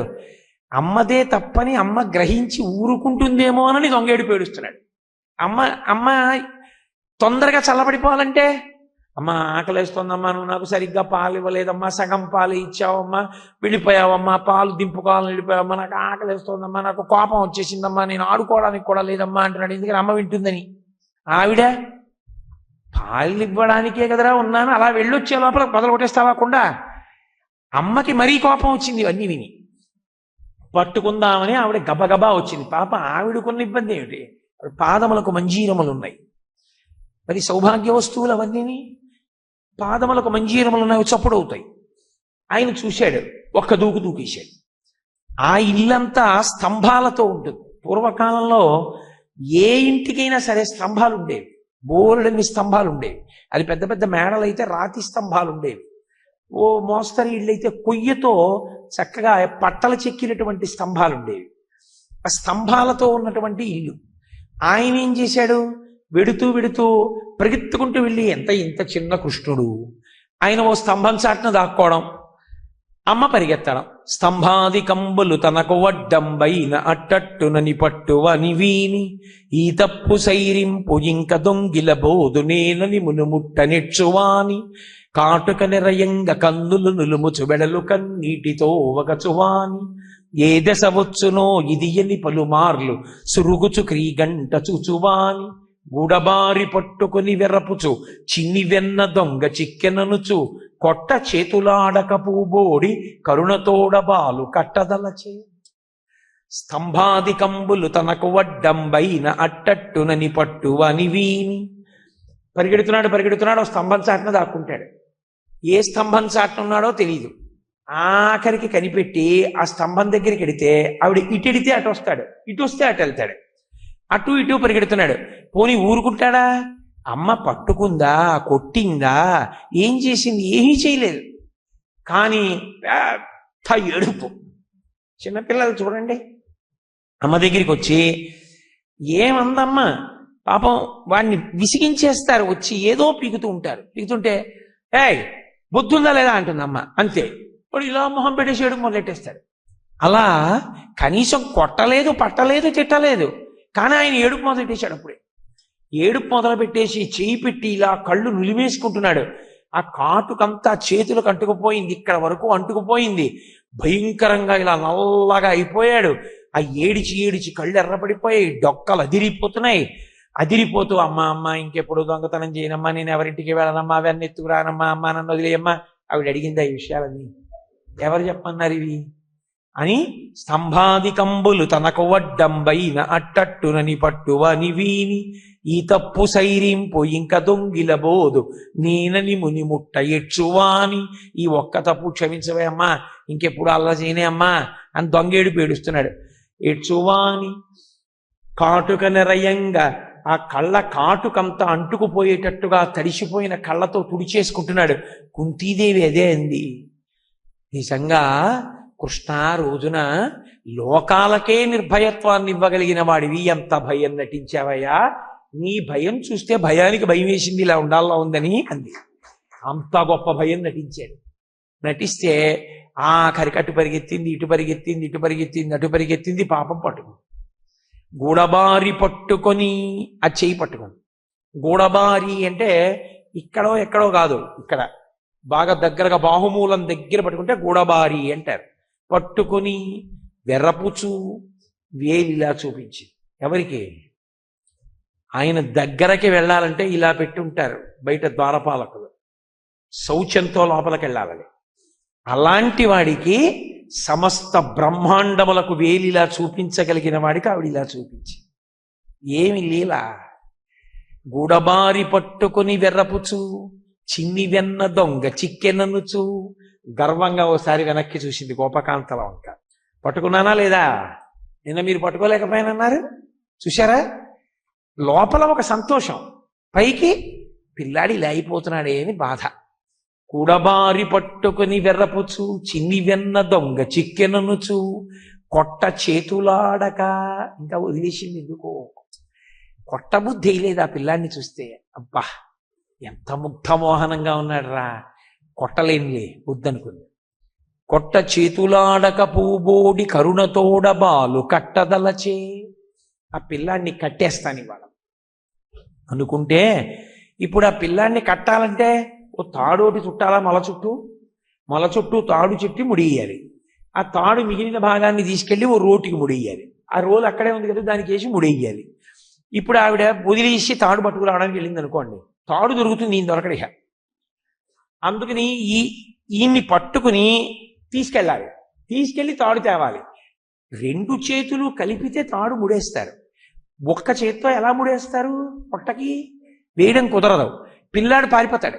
అందుకని వాణ్ణి ఇలా రెండు కాళ్ళకి దగ్గర పెట్టుకుని ఈ రెండు చేతులు పొట్ట చుట్టూ పెట్టి ముడేయాలి. అందుకని ఈ తాడు తేవడానికి వెళ్ళేటప్పుడు ఆవిడ ఏం చేసింది, మోకాళ్ళ మీద కూర్చుంది, ఇలా పట్టుకుంది చేత్తో, ఇలా వేలు చూపించింది. పట్టిన పట్టుబడని నిన్ను పట్టెదరని చలము కొనిన పట్టుట పెట్టే పట్టుబడ వండ్రు పట్టి పట్టుకొన నాకు కాకపరులకు వశమే అంది. మనసులో అతిశయం.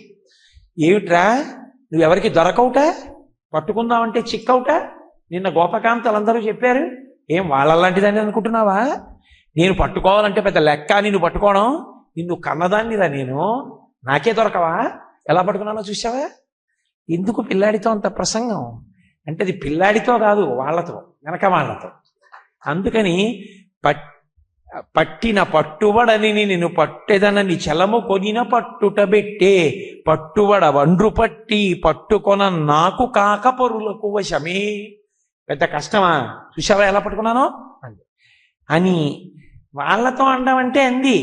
పిల్లాడు అల్లరి, మనసులోంచి బాధ వచ్చేసి, అయ్యో ఈ పిల్లాడు ఇలా అయిపోతున్నాడే అని. అమ్మ కొడుకుని ఎప్పుడు పరమగౌరవంతో పిలవదు, భర్తని పిలుస్తుంది ఏమండి అని, అంతేగాని కొడుకుని కూడా ఏమండి ఇలా రండి అందం. అమ్మ ఎప్పుడైనా కొడుకుని కోటేశ్వరరావు గారు రండి అందనుకోండి, వాడికి ఏదో చీవాట్లు ఉన్నాయని గుర్తు, అంతేగాని కోటేశ్వరరావు అనేది పిలుస్తుంది అమ్మ. అలా అమ్మ ఎప్పుడు పిలవదు, పిలవకూడదు కూడా. కాబట్టి ఆవిడంది ఇలా చేయి పట్టుకుని, వీరెవ్వరు శ్రీకృష్ణులు కారా, ఎన్నడును వెన్న తినరట, చోరత్వంబించుకొయును నెరరట, దరిత్రినిట్టి నియతులు కలరే. ఓ మీరు శ్రీకృష్ణుల కార్యం ఏంటండి పాపం అంటే, ఎంత వెటకారం ఆడిందో ఆయన్ని పట్టుకుని, అంతటి పరాత్పరుణ్ణి పట్టుకుని వెటకారాలాడింది ఆవిడ. యశోద అదృష్టమే అదృష్టం. వీరెవ్వరు శ్రీకృష్ణులు కారా, మీరు శ్రీకృష్ణుల కార్యం ఏంటండి పాపం, చోరత్వం బించుకొయును నేరరట, మీకు ఇంత కూడా దొంగతనం తెలియదే. అసలు మీరు పాపం, మీకు ఎప్పుడైనా పాలు పట్టానా, వెన్న పెట్టానా, నెయ్యి ఇచ్చానా, అంతా నేను కాచుకుని నేను తినేస్తున్నాను, నీకెక్కడ పెట్టాను, అందుకు కదూ పక్కెళ్ళకి దొంగతనానికి పోతున్నావు. నీలాంటి కొడుకు ప్రపంచంలో ఉంటాడరా, నా అదృష్టం నాకు పుట్టావురా కొడుకుగా, దరిత్రినిట్టి నియతులు గలరే. ఆవిడ పైకి నింద చేద్దామన్నా స్తోత్రమే. ఎందుకనంటే లోకంలో ఎవరికున్నాడు అలాంటి కొడుకు, ఆవిడికే ఉన్నాడు. దరిత్రినిట్టి నియతులు కలరే, నీలాంటి కొడుకు ఎక్కడ ఉంటాడరా అని పొగిడినట్టుగా పొగుడుతూ కృష్ణ పరమాత్మని నింద చేసింది. నింద చేసి అల్లరి చేస్తున్నాడు, కట్టి పడేస్తాను, ఇంట్లో ఎక్కడికి పోతాడో చూస్తానని ఆవిడ ఆ చెయ్యిలా పట్టుకుని, తజ్జనని లోకిటంగల రజ్జు పరంపరల శిశు కట్టన్ ఆ బొజ్జ తిరిగి రాదయ్య జగజ్జాలములున్న బొజ్జ కట్టంతరమే. ఆ కడుపులో సమస్త బ్రహ్మాండములున్నాయి, ఆ బొజ్జ చుట్టూ తాడేసి ఎవరు కట్టగలరు దాన్ని? లోకంలో ఎక్కడుంటాయి తాళ్ళు? పైగా వాళ్ళ ఇంట్లో తాళ్ళు ఎన్ని, ఎటువంటివి, ఆ చల్ల చేయడానికి ఉపయోగించి అరిగిపోయిన తర్వాత పక్కన పడేస్తారు. వాటిని పట్టుకుని ఇలా అంటే పుట్టుకు దిగిపోతాయి. అలాంటి తాడు ముక్కలన్నీ ఓ పక్కన పడేస్తారు. ఈ పిల్లాన్ని చేయి పట్టుకుంది, గబగబా గదిలోకి ఎడుతోంది, ఓ తాడు తీస్తోంది, పిల్లాన్ని ఒళ్ళో పట్టుకుంటోంది. ఈ చెయ్యి ఇటువైపు, ఈ చెయ్యి ఇటువైపు పెట్టాలంటే పారిపోతాడు. రెండు చేతిలో పెట్టి పొట్ట చుట్టూ తిప్పుతోంది, 2 అంగుళాలు తక్కువ వస్తోంది.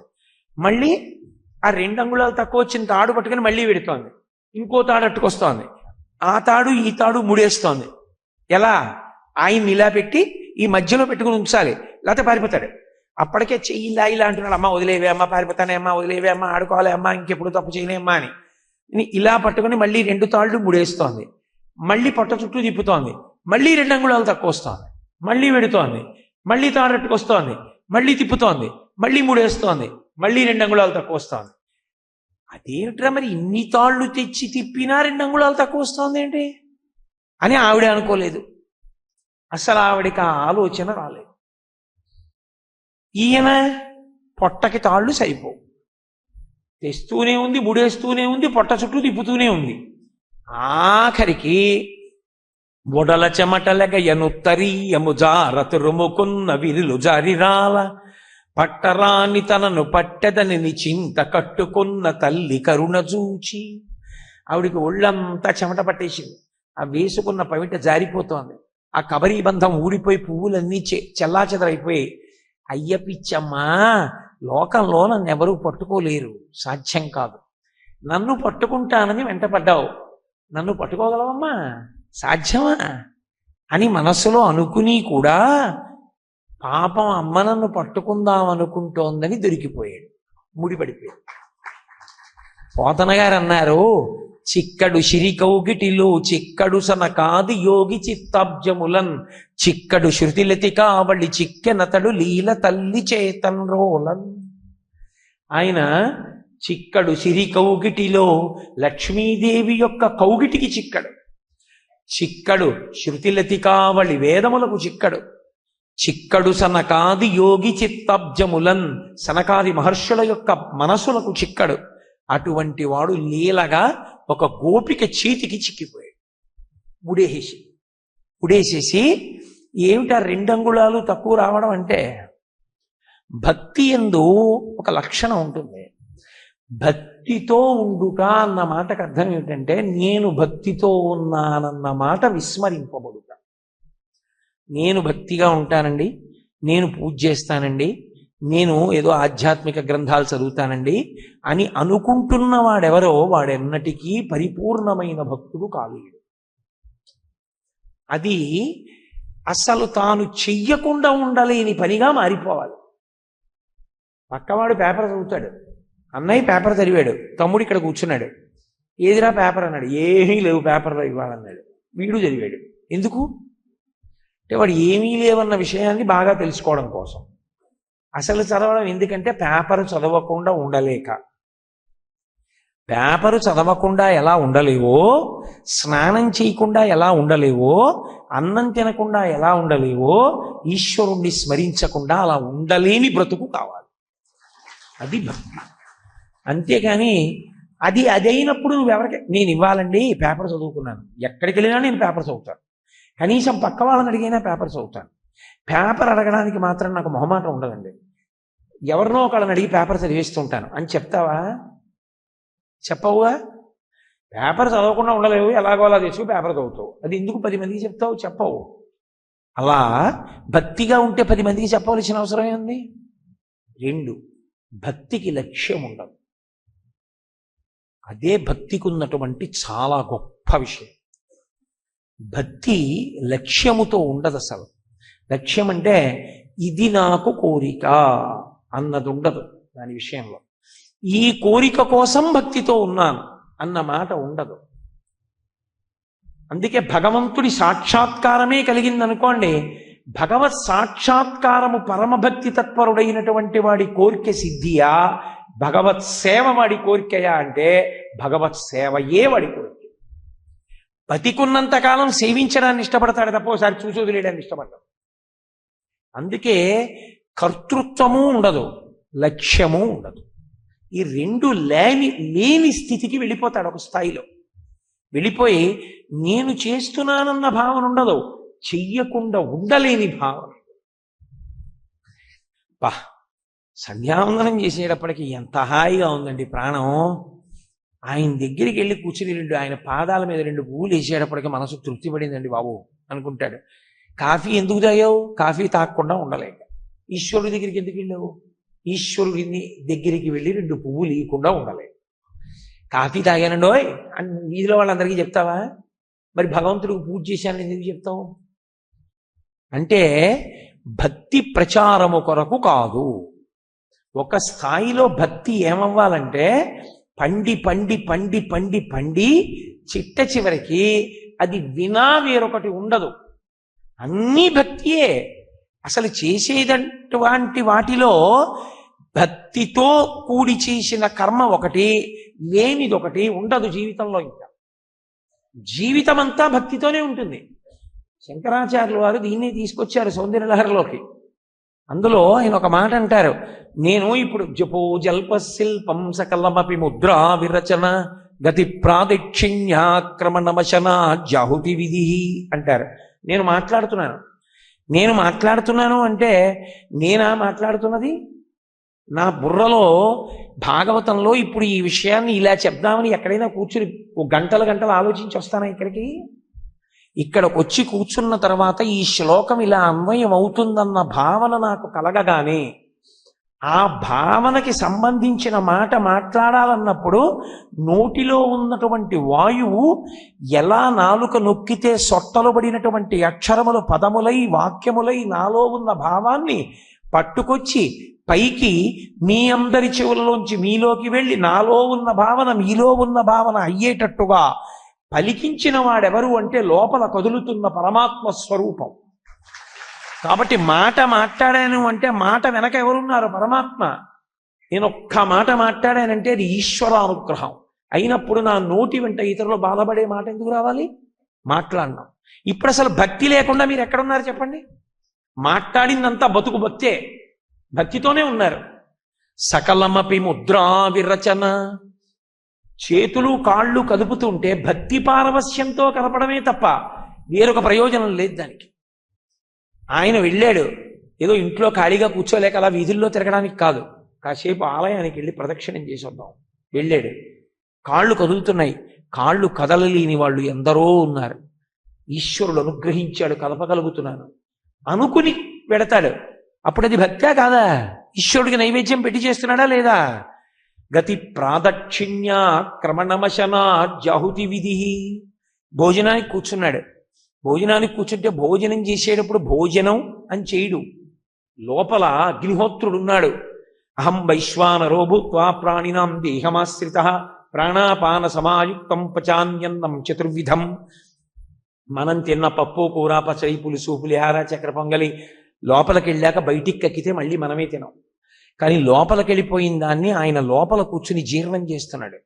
అగ్నిహోత్రం ఉంది, యజ్ఞపురుషుడు ఉన్నాడు, ఆయనకి వేస్తున్నాను నేను లోపల కన్నా పవిత్ర భావనతో వేస్తాడు. నేను ఒకానొకప్పుడు మా ఇంటికి ఒక మహాత్ముడు వచ్చాడు. విపరీతమైన జ్వరం వచ్చేసింది, పాపం భార్యా బిడ్డ లేరు. నేను ఉన్న ఒక ఊళ్ళో ఆయన ఏదో ప్రవచనం చేయడానికి వచ్చారు. వస్తే అయ్యో ఎవరూ లేరు, పెద్ద ఆయన ఎలా పడుకుంటారు ఒక్కరు ఈ గుళ్ళో అని చెప్పి నేను మా ఇంటికి తీసుకెళ్ళాను. అయ్యా మా ఇంట్లో ఉండండి. ఆయనకి అప్పటికే 104 కూడా దాటిపోతుంది జ్వరం. ఆయనకి ఒంటి మీద తెలియలేదు, ఏదేదేదో మాట్లాడేస్తున్నారు. పడుకోబెట్టాను మంచం మీద, పడుకోబెడితే ట్యాబ్లెట్ ఇచ్చాను, ఇది వేసుకోండి జ్వరం తగ్గుతుంది అని. ఆయన చటుక్కున మంచం నుంచి లేచి కింద కూర్చున్నాడు. కింద కూర్చుని ట్యాబ్లెట్ వేసుకున్నాడు. ఆయన అదేంటండి కింద కూర్చున్నారు ఎందుకన్నాను అంటే ఆయన అన్నాడు, ఉమామహేశ్వర పరబ్రహ్మార్పణమస్తు అనాలి కదా, నోట్లో ఏదైనా వేసుకుంటే ప్రసాదమే. ఉమామహేశ్వర పరబ్రహ్మార్పణమస్తు అనాలి కదా, మంచం మీద కూర్చుని ఎలా అంటాను?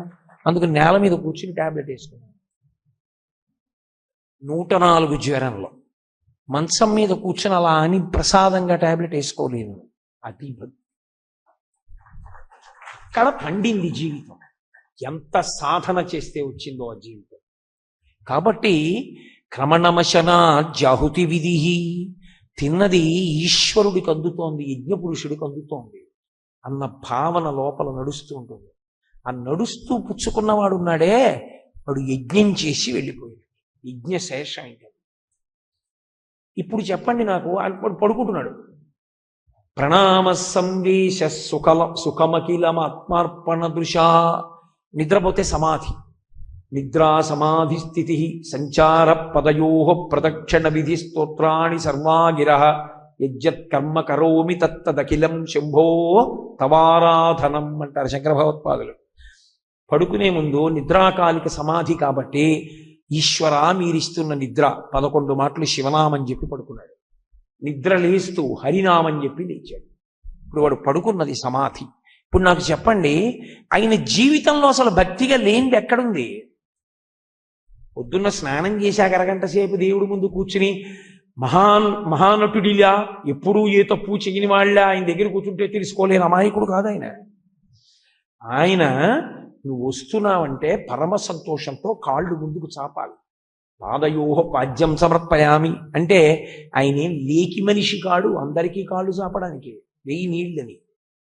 ఎవడు ధర్మాత్ముడో, ఎవడు నిన్న రాత్రి నిద్రపోయే వరకు ధార్మికంగా బతికాడో వాడు స్నానం చేసి లోపలికి వస్తే కాళ్ళు చాపుతాడు. 1000 నీళ్లు కడుగు నా కాళ్ళు అంటాడు. హస్తయోహోర్ఘ్యం సమర్పయామి అంటే చేయి చాపిపోయి తాగుతాను అంటాడు. అంతేగాని ధర్మమన్న మాటే పక్కన పెట్టి మంత్రం చెప్తే చేయి చాపుతాడా, కాళ్ళు చాపుతాడా? ఎలా సాధ్యం? ఏది? నన్ను మీ ఇంటికి తీసుకెళ్ళండి, అంటే నేను అహంకారంతో అన్నాను అనుకోకండి, అర్థం అవడానికి అంటున్నా. నన్ను మీరు తీసుకెళ్ళగలరా, నేను మీ ఇంటికి రావాలా? నేను ప్రసన్నుడనైతే నాకు మీ ఇంటికి రావాలనిపిస్తే వస్తాను. మీరు నన్ను బలవంతంగా తీసుకెళ్ళిపోగలరా మీ ఇంటికి? సాధ్యం కాదు కదా. నేను అనుగ్రహిస్తే ఓ పనికి మాలిన నాకే ఆ స్థితి ఉంటే పరమేశ్వరుడి పూజ పరమేశ్వరుడు అనుగ్రహించకుండా ఎలా జరుగుతుంది? అంటే ఆయన అనుగ్రహించాలంటే జీవితం భక్తిమయం కావాలి. దానికి ఇప్పుడు చెప్పండి, లక్ష్యాలు ఎలా ఉంటాయి? పడుకోబోయే ముందు భగవన్నామని చెప్పడానికి, తినేటప్పుడు చెప్పడానికి, వీటన్నిటికీ ఒక లక్ష్యం ఉండి చేస్తారా? అసలు సాధ్యం అలాగా? అప్పుడు అది పండిన భక్తి కాదు. ఇక పండడం అన్న మాటకు అర్థం ఏంటంటే కారణము లేకుండానే ఈశ్వరుణ్ణి ప్రేమించుట. ఇందాక నేను మీతో అన్నానే, ఇప్పుడు అమ్మ అన్న మాట చూడండి. అమ్మ అన్న మాటకు అర్థం ఏంటంటే సౌందర్యము. సౌందర్యం అంటే అందమని కాదు, ఇక సౌందర్య లహరి అన్నారు శంకరాచార్య వారు. అమ్మ అంటే సౌందర్యం. సౌందర్యం అంటే ఏమిటో తెలుసా? ఉపశాంతి కలుగుట. అలా చూసేటప్పటికే మనసు శాంతపడుతుంది.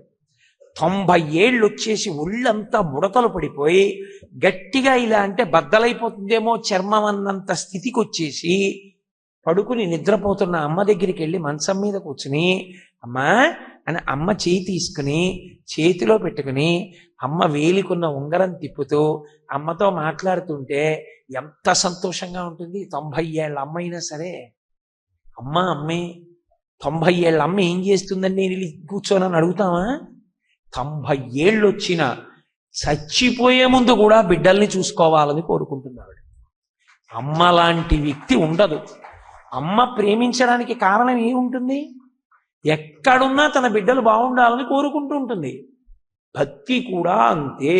నేను అందుకే ప్రేమ అన్న మాటకు పదము భక్తి అని చెప్పాను.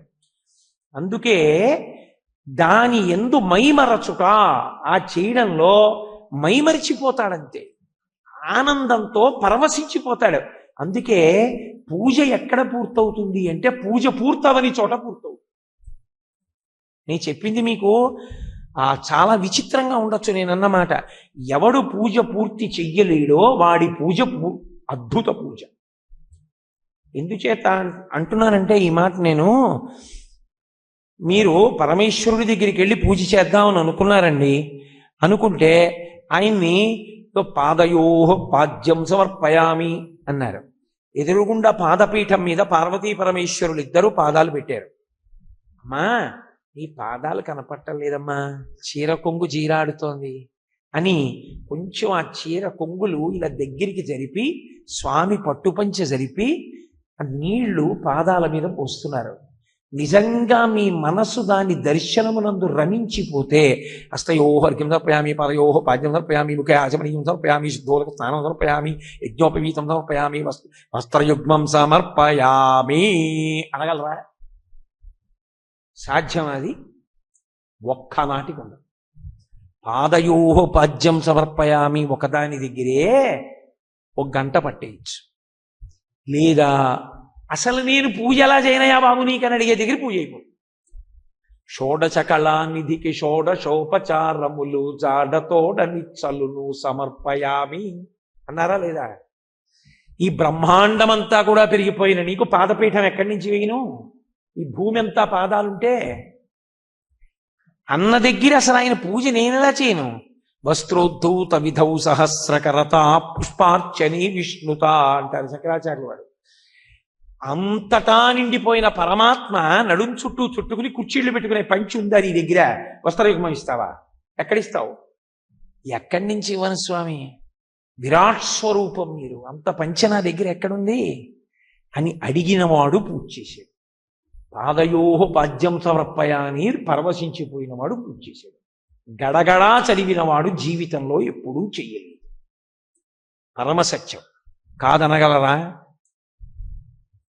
ఆచమనీయం సమర్పయామి అన్నారు. ఆచమనీయం సమర్పయామి అంటే మనం తీసుకుంటే 3 మాటలు తీసుకుంటున్నావా లేదా? ఓం కేశవాయ స్వాహ, నారాయణాయ స్వాహ అని. ఆయన 3 మాటలు తీసుకోవాలా? 3 మాటలు తీసుకోవాలంటే నువ్వు ఉద్ధరణితో తీసి ఆయన చేతిలో వెయ్యాలి, ఆవిడ చేతిలో వెయ్యాలి, వాళ్ళు లోపలికి పుచ్చుకోవాలి, మళ్ళీ ఇలా చేయి చాపాలి, నువ్వు వెయ్యాలి, పుచ్చుకోవాలి, 4వ మాట మళ్ళీ చేతుల మీద వెయ్యాలి, వాళ్ళు 2 చేతులు ఇలా తుడుచుకోవాలి, వాళ్ళు తుడుచుకుని ఆవిడ పవిటి కొంగుకు ఆవిడ తుడుచుకుంటుందా, ఆయన ఉత్తరీయానికి ఆయన తుడుచుకుంటాడా? నువ్వెందుకు ఇంకా? నువ్వు పరమ సంతోషంతో కూర్చున్న పీఠమించి లేచి స్వామి ఆ చెయ్యి ఇలా ఇవ్వండి అని పట్టుకుని ఆ చేతులు ఇలా తుడుస్తావా తొడవ్వా? అమ్మవారి చేతులు ఇలా తుడుస్తావా తొడవ్వా? తుడిచినప్పుడు అమ్మవారి అరిచెయ్యి, ఆవిడ ఉంగరాలు, పరమేశ్వరుడి చేతి కంకణాలు, అమ్మవారి చేతి గాజులు, ఆ కంకణముల కదలికలో చప్పుడు, అమ్మవారి చేతి గాజుల చప్పుడు నీకు వినపడుతుంటే ఎంతసేపు పడుతుంది ఆ ఉపచారం? అవుతుందా పూజ? ఆగిపోతుంది అక్కడ. ఆ ఉపచారం దగ్గర ఆగిపోవచ్చు, కానీ అదే పూజ, అది అందుతుంది. అలా కాకుండా చేసిన పూజ తంతు. అందుకని ఈ లీల అంత గొప్పది.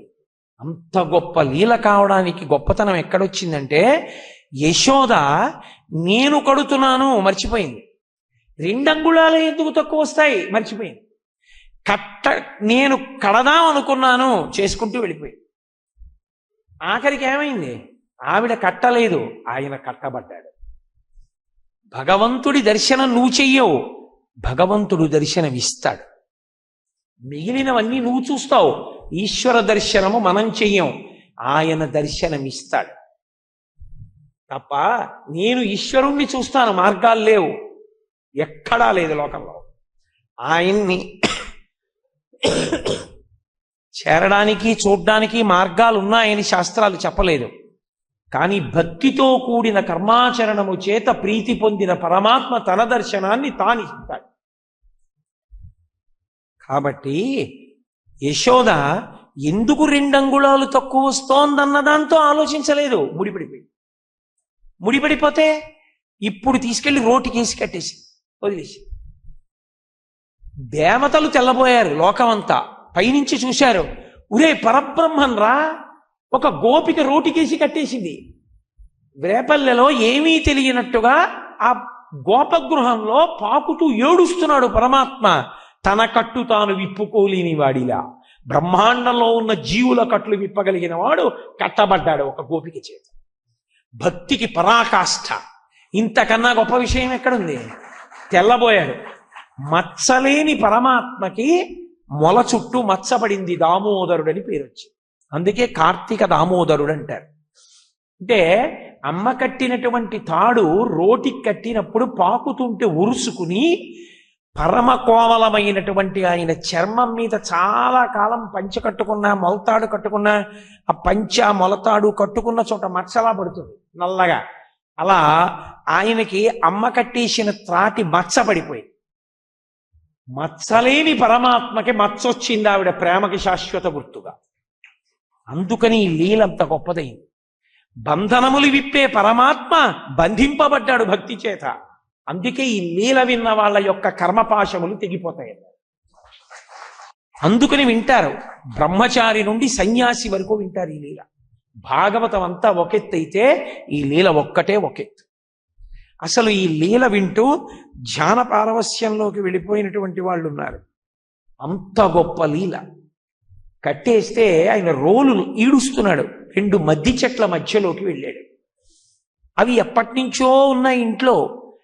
ఆ ముందు ఆయన వెళ్ళిపోయాడు, వెనక రోలు అడ్డుపడింది, అడ్డుపడి 2 మద్ది చెట్లు కింద పడిపోయాయి. అందులోంచి 2 దివ్య పురుషులు వచ్చారు, స్తోత్రం చేశారు. ఆయన స్తోత్రం చేసి, నీ పాద కమల సేవయు నీ పాదార్చకుల తోడి నెయ్యము.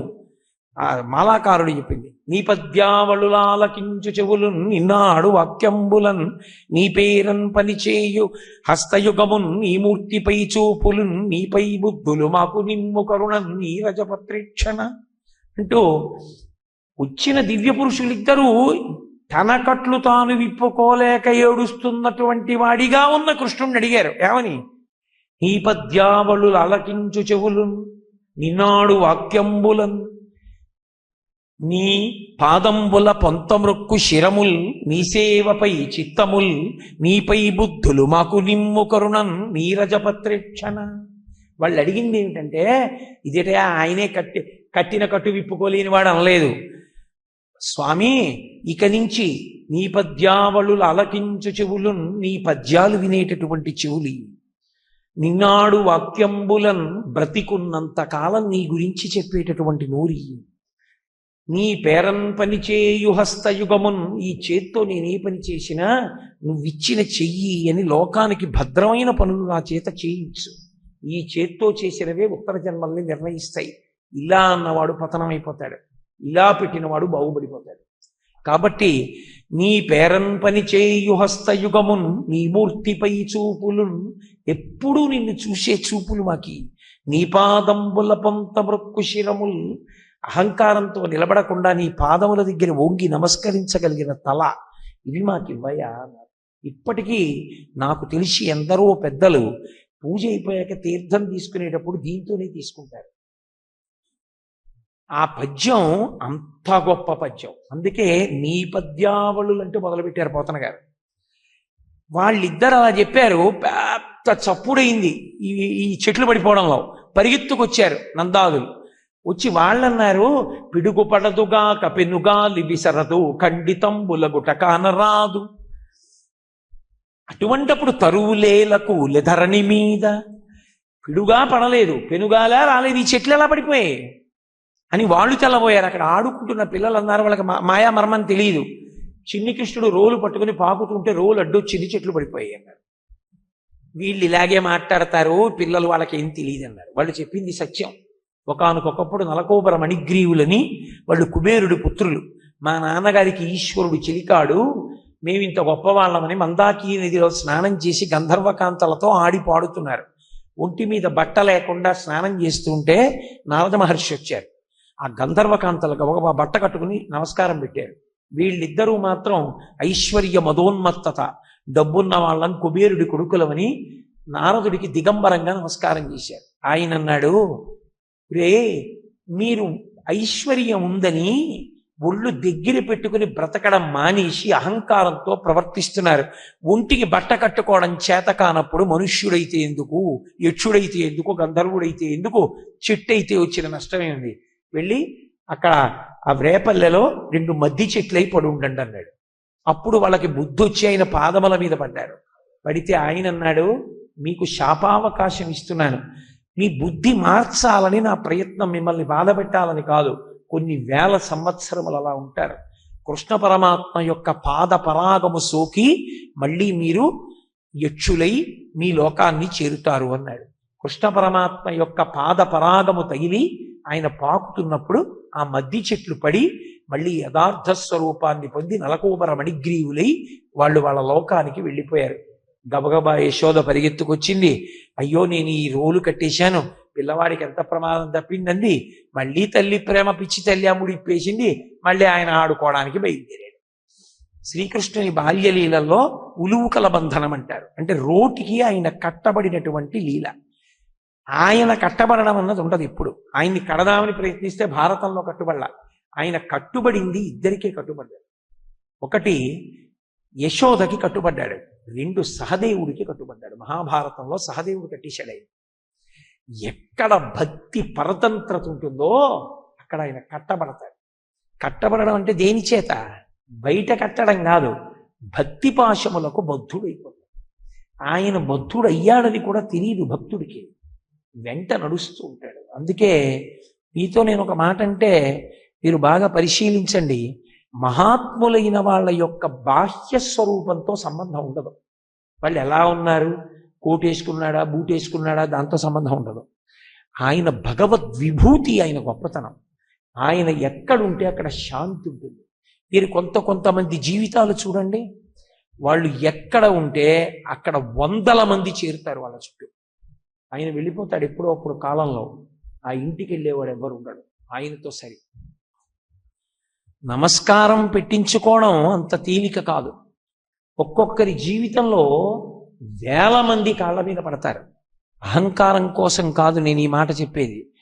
అలా పడ్డారంటే ఎంతటి మహాత్ములో, ఎంత భక్తి తత్పరలో, పరమేశ్వరుడు వాళ్ళ వెంట తిరుగుతాడు. కాబట్టి చంద్రశేఖరేంద్ర సరస్వతి మహాస్వామి వారు నడిచి వెళ్ళిపోతుంటే 90 ఏళ్ల వయస్సులో ముడతలు పడిపోయి సత్యదండాన్ని చేత్తో పట్టుకుని, అప్పుడు కూడా సత్యదండాన్ని వదిలిపెట్టేవారు కాదు. చిన్నతనంలో పట్టుకున్న సత్యదండాన్ని విడిచిపెట్టకుండా ఓ రిక్షా చేత్తో పట్టుకుని నడిచి వెళ్ళిపోతుంటే ఎదురుగుండా బస్సుల్లో వస్తున్న వాళ్ళు కూడా దిగి ఆయన పాదాలకి రోడ్డు మీద అటు ఇటు పడుకుని నమస్కారం చేసేవాడు. మహాస్వామి అంటే మహాస్వామే. ఇప్పటికీ నేను మీతో సత్యం చెప్తున్నాను, మీకు ఎప్పుడైనా ఏదైనా మనసుకి అశాంతిగా అనిపిస్తే మహాస్వామి వారి మూర్తి వంక అలా చూడండి కాసేపు, ఎంత శాంతి కలుగుతుందో.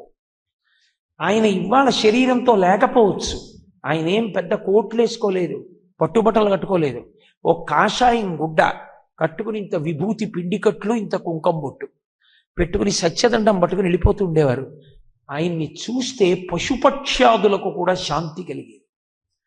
అంత శాంతికారకం ఎందుకు అవుతుందంటే వాళ్ళ గుండెల్లో భగవంతుడు కూర్చుని ఉంటాడు, వాళ్ళ భక్తికి వశుడైపోయాడంతే. అది ఉలూకల బంధన వృత్తాంతమై మహోత్కృష్టమైనటువంటి లీల అయింది. ఇవాళ నేను మీ సమయాన్ని కొంచెం ఎక్కువ తీసుకున్నాను. ఎందుచేత అంటే ఏదో పేదవాడికి ఆకలి ఎక్కువ అని, చిన్నప్పుడు మా అమ్మ అంటుండేది ఆశలావు పీక సన్నమని. అలా ఏవో బోళ్ళు చెప్పేయాలని తాపత్రయం. సమయం అన్నది ఒకటి ఉంది కదా లోకంలో, 8:30 దాటిపోయి ఇంకా మీకు ఎన్నో చెప్పేయాలి ఇవ్వాలనుకున్నాను.